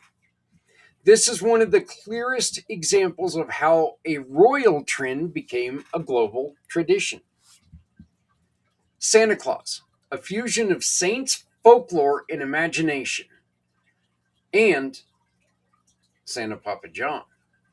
Santa is a cultural mosaic. Let's break down the pieces. Saint Nicholas, in Greek, that's Nikolas. I hope I got that right because I've got a really, really good friend who's Greek and he'll kick my butt if I didn't. Shout out to my great partner, Satirios with Key Largo Lounge, where he helped us deliver 2 boxes of books to the Greeley hospitals.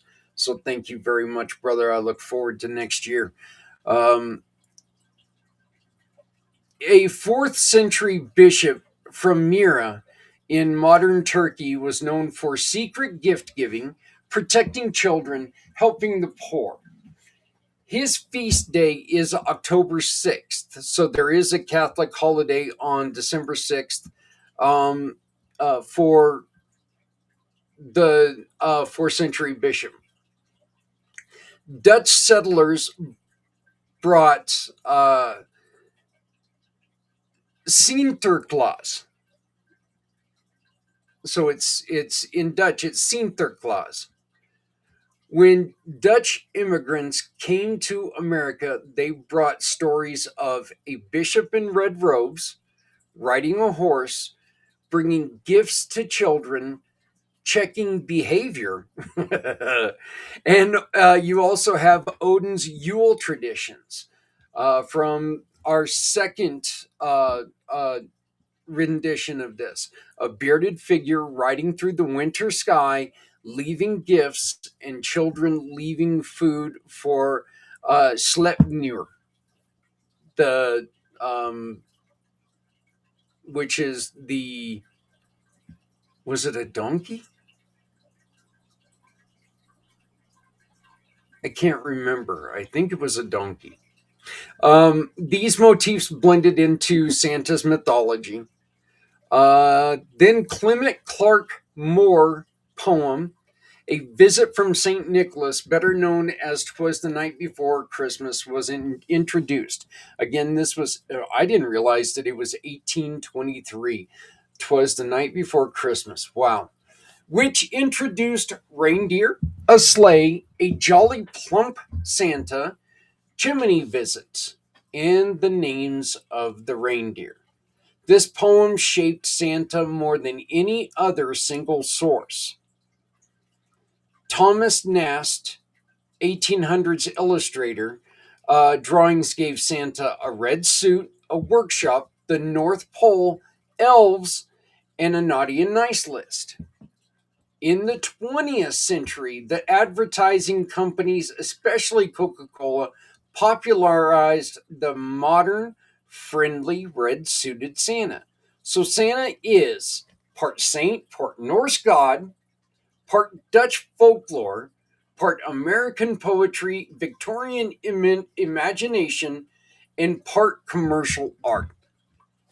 And I still, and you know, this is opinion, but I still love the art that Coca-Cola puts to this season.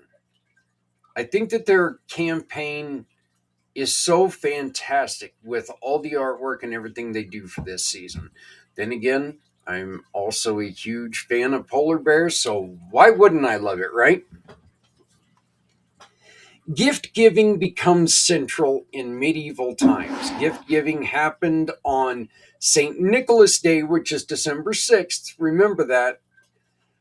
New Year's Day and Epiphany, January 6th. But in the 1800s, gifts shifted to Christmas Day.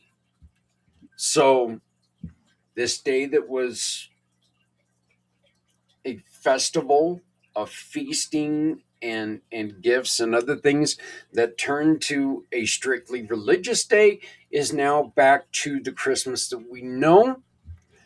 And why did it switch? Families were becoming more child-centered. The Industrial Revolution made toys more affordable.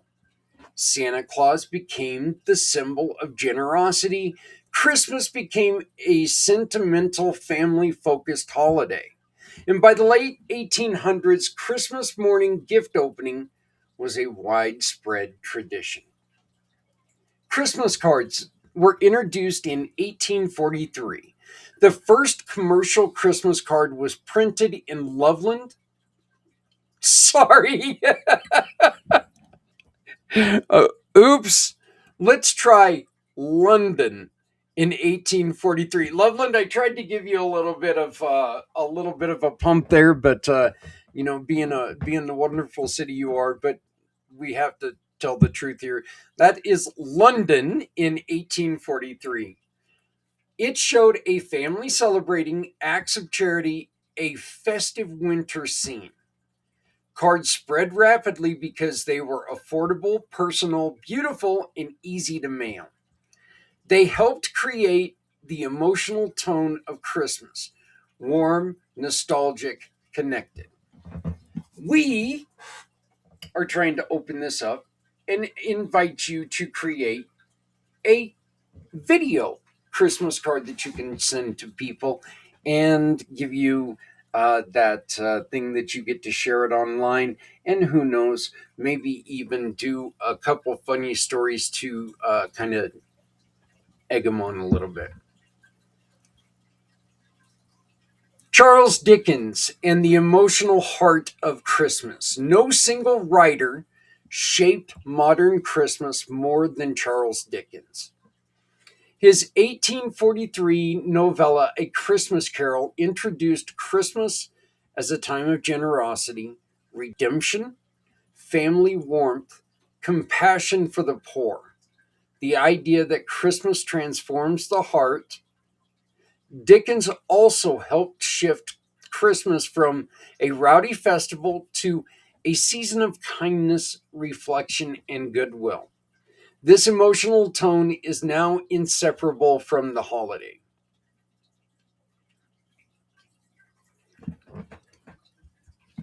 We talk a lot and we hear a lot about the greed of Christmas and all the things that go on.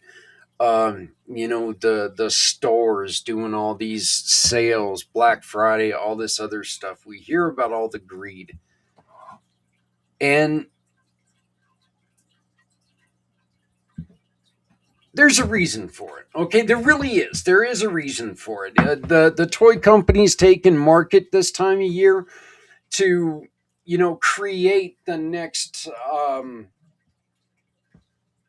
Tickle Me Elmo, whatever. And that is dating me a little bit there. Sales are everything right now for toy stores, for manufacturing, for the next great gift. There is a lot of that, okay? But the truth is there's also so much kindness that happens during this time of year.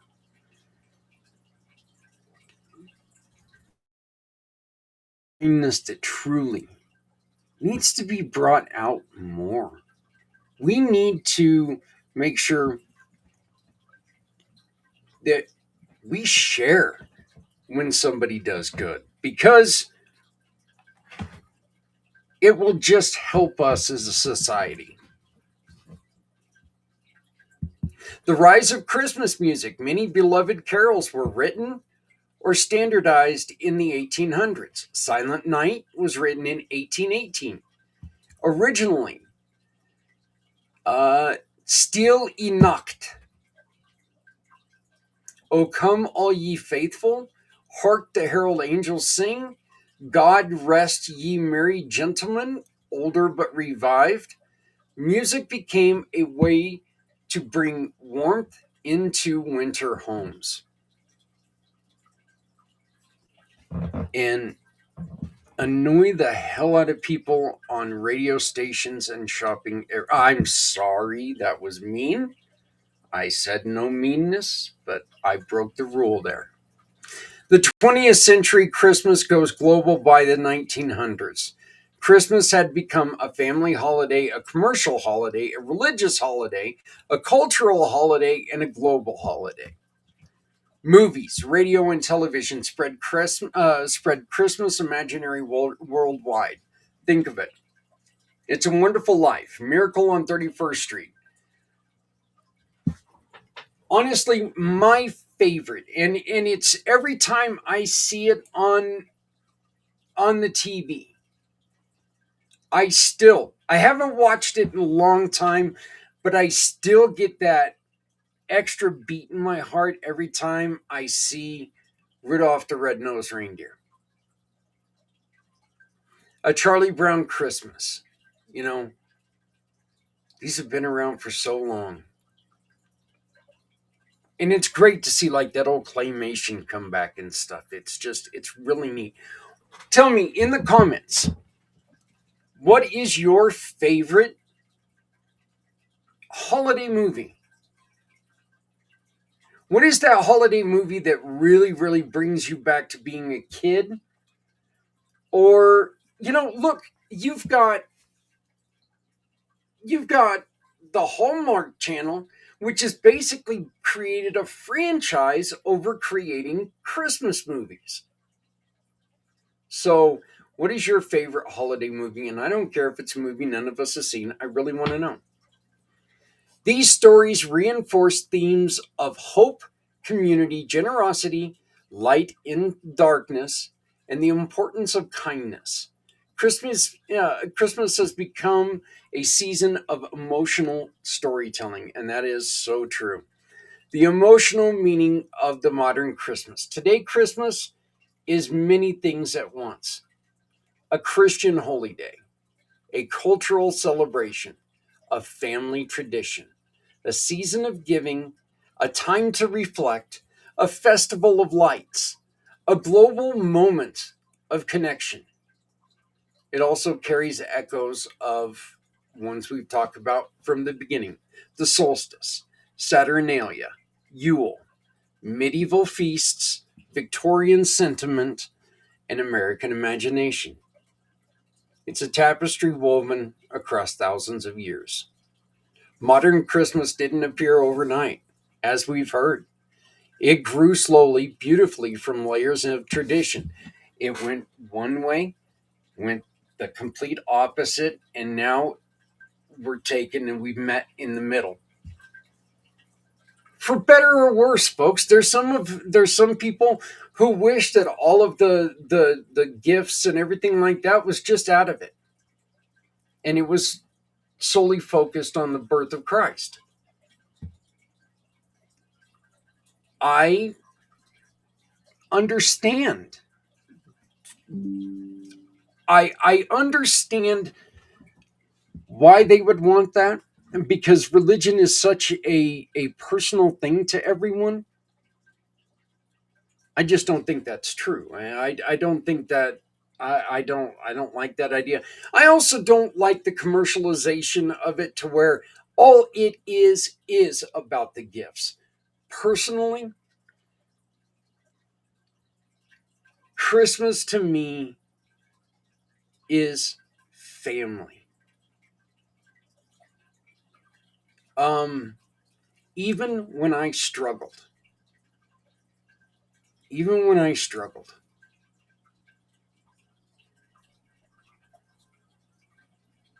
holding my sons, grabbing my sons, and being with my sons means the most.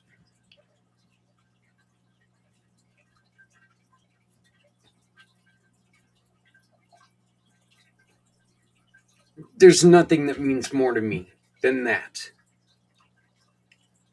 Having my parents still here, that means so much to me. My beautiful wife, Adrienne, bringing in her family and giving me 7 grandkids. That means so very much to me.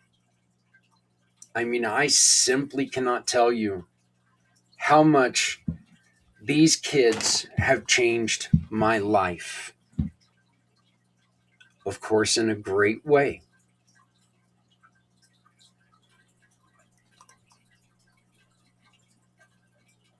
Christmas means a lot to all of us. It means something different to all of us.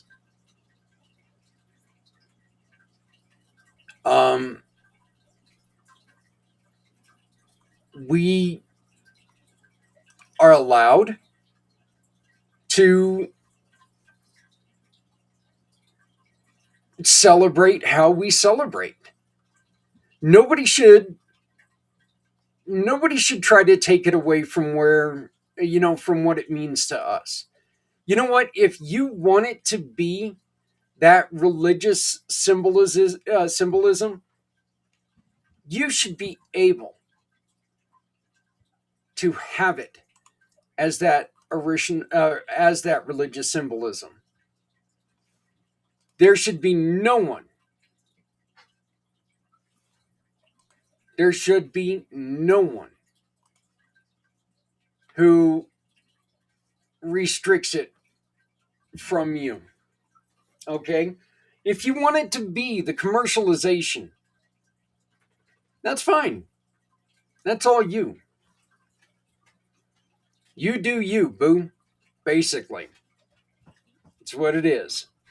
I'm trying to find something here, so I'm very, very sorry for the distraction. But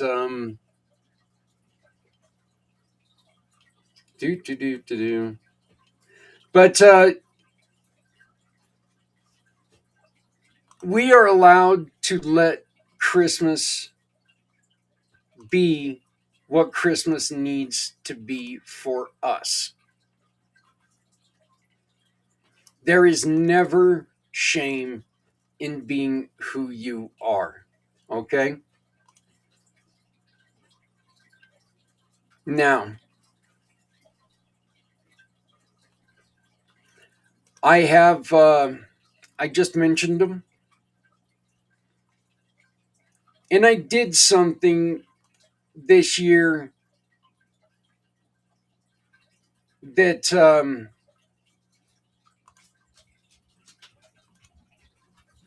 with the help of my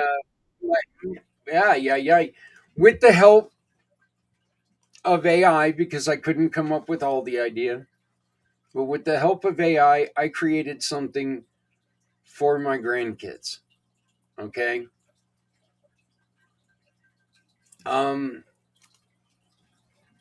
Maybe a little dorky. So what? But this is a story I wrote and AI illustrated for me. I really hope you enjoy it. This kind of really tells you what Christmas means to me.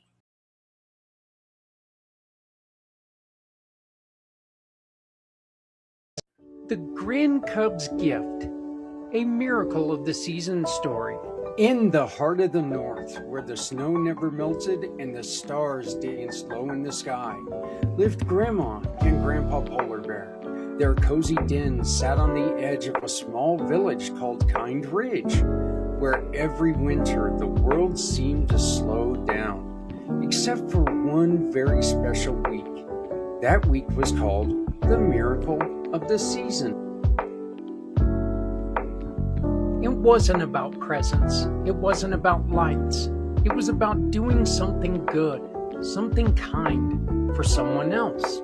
And this year, Grandma and Grandpa had a plan. They called their 7 grand cubs together: Drake, Aiden, Addison, Gabe, Tommy, Kinsley, and Paisley, each one bundled in their scarves and boots, eyes wide with curiosity.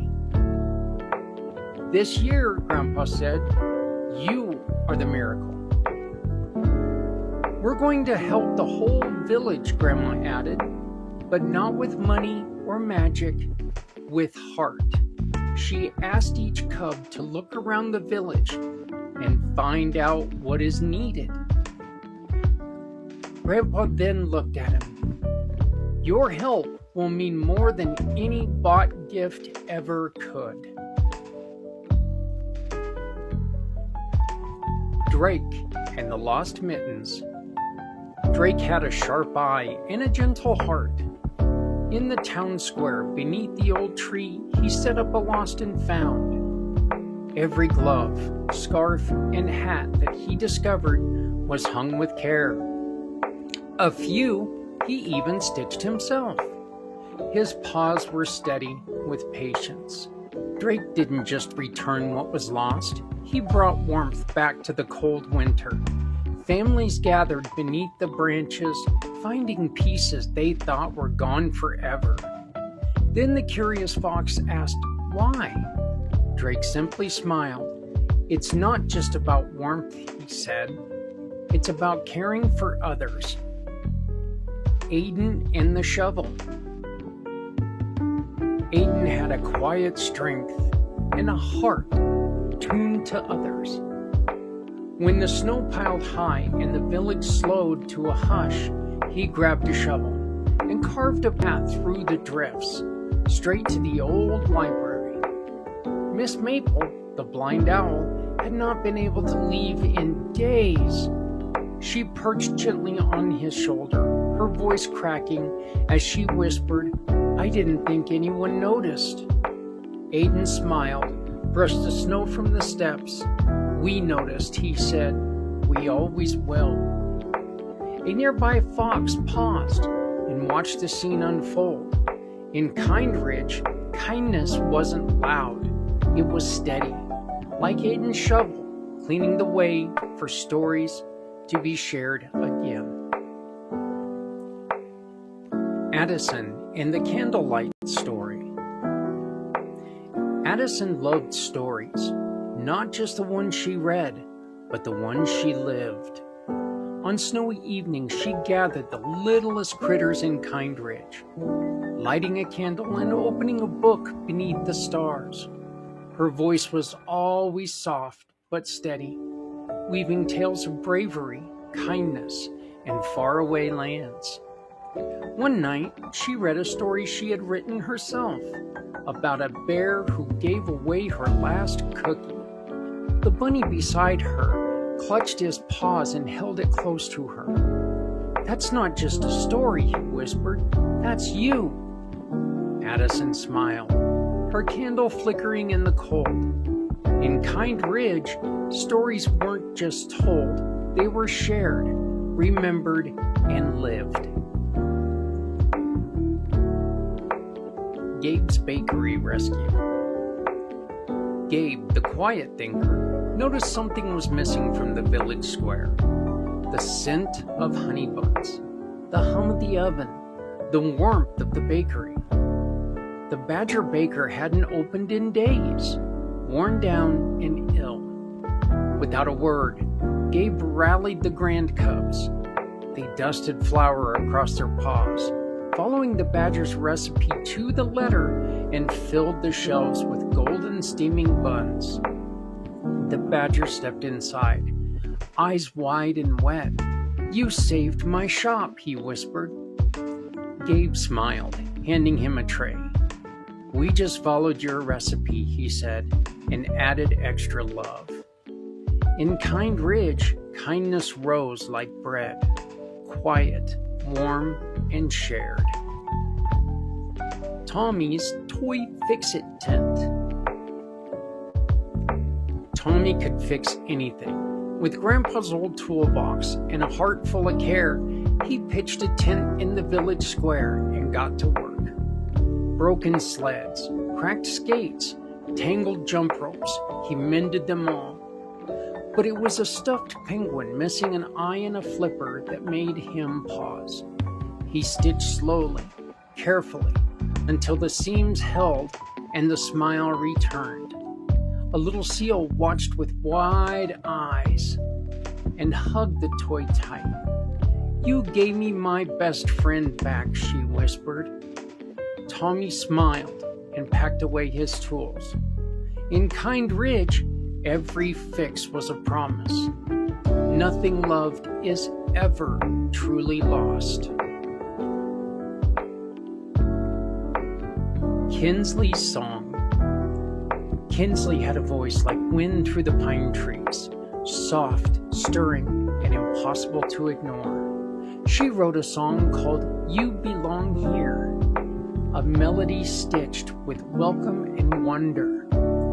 That night, under a sky scattered with stars, she stood on a snowy hill, in her green dress and red glasses, singing with joy.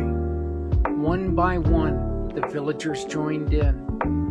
Foxes, seals, owls, and bears, until the whole of Kindridge echoed with harmony. Grandpa watched from the den, mist in his eyes. Even the moon paused to listen, he whispered. In Kind Ridge, music wasn't just heard, it was felt, shared, and remembered. Paisley's light. Paisley stood at the window of the den, her tulip skirt swaying gently as she held a single candle.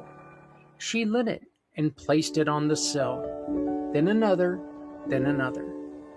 Outside, the snow fell softly. Inside, the glow began to spread. One by one, the homes of Kind Ridge followed, windows flickering to life with a warmth and welcome. From the hilltop, the village looked like a constellation stitched into earth.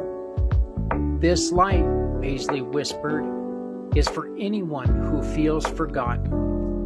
In Kind Ridge, no one was ever truly alone. Not when the candles burned, not when the stars listened. The legacy. That year, the miracle of the season wasn't one grand gesture. It was 7 small ones. 7 grand cubs, 7 hearts, and 1 village forever changed. Drake restored what was lost. Aiden cleared the way. Addison shared stories. Gabe baked warmth. Tommy mended memories. Kinsley sang and taught her song. Paisley lit hope. And Grandpa reminded them all to keep it going. Kind Ridge didn't just glow, it grew. And every year after, the cubs returned. Not just to visit, but to lead. They taught others to shovel paths, tell stories, fix toys, sing truth, and light candles for those still waiting. Because kindness, once lit, never goes out. It passes from paw to paw, heart to heart, generation to generation. That's the gift. That is the miracle of the season, and it is ours to keep sharing.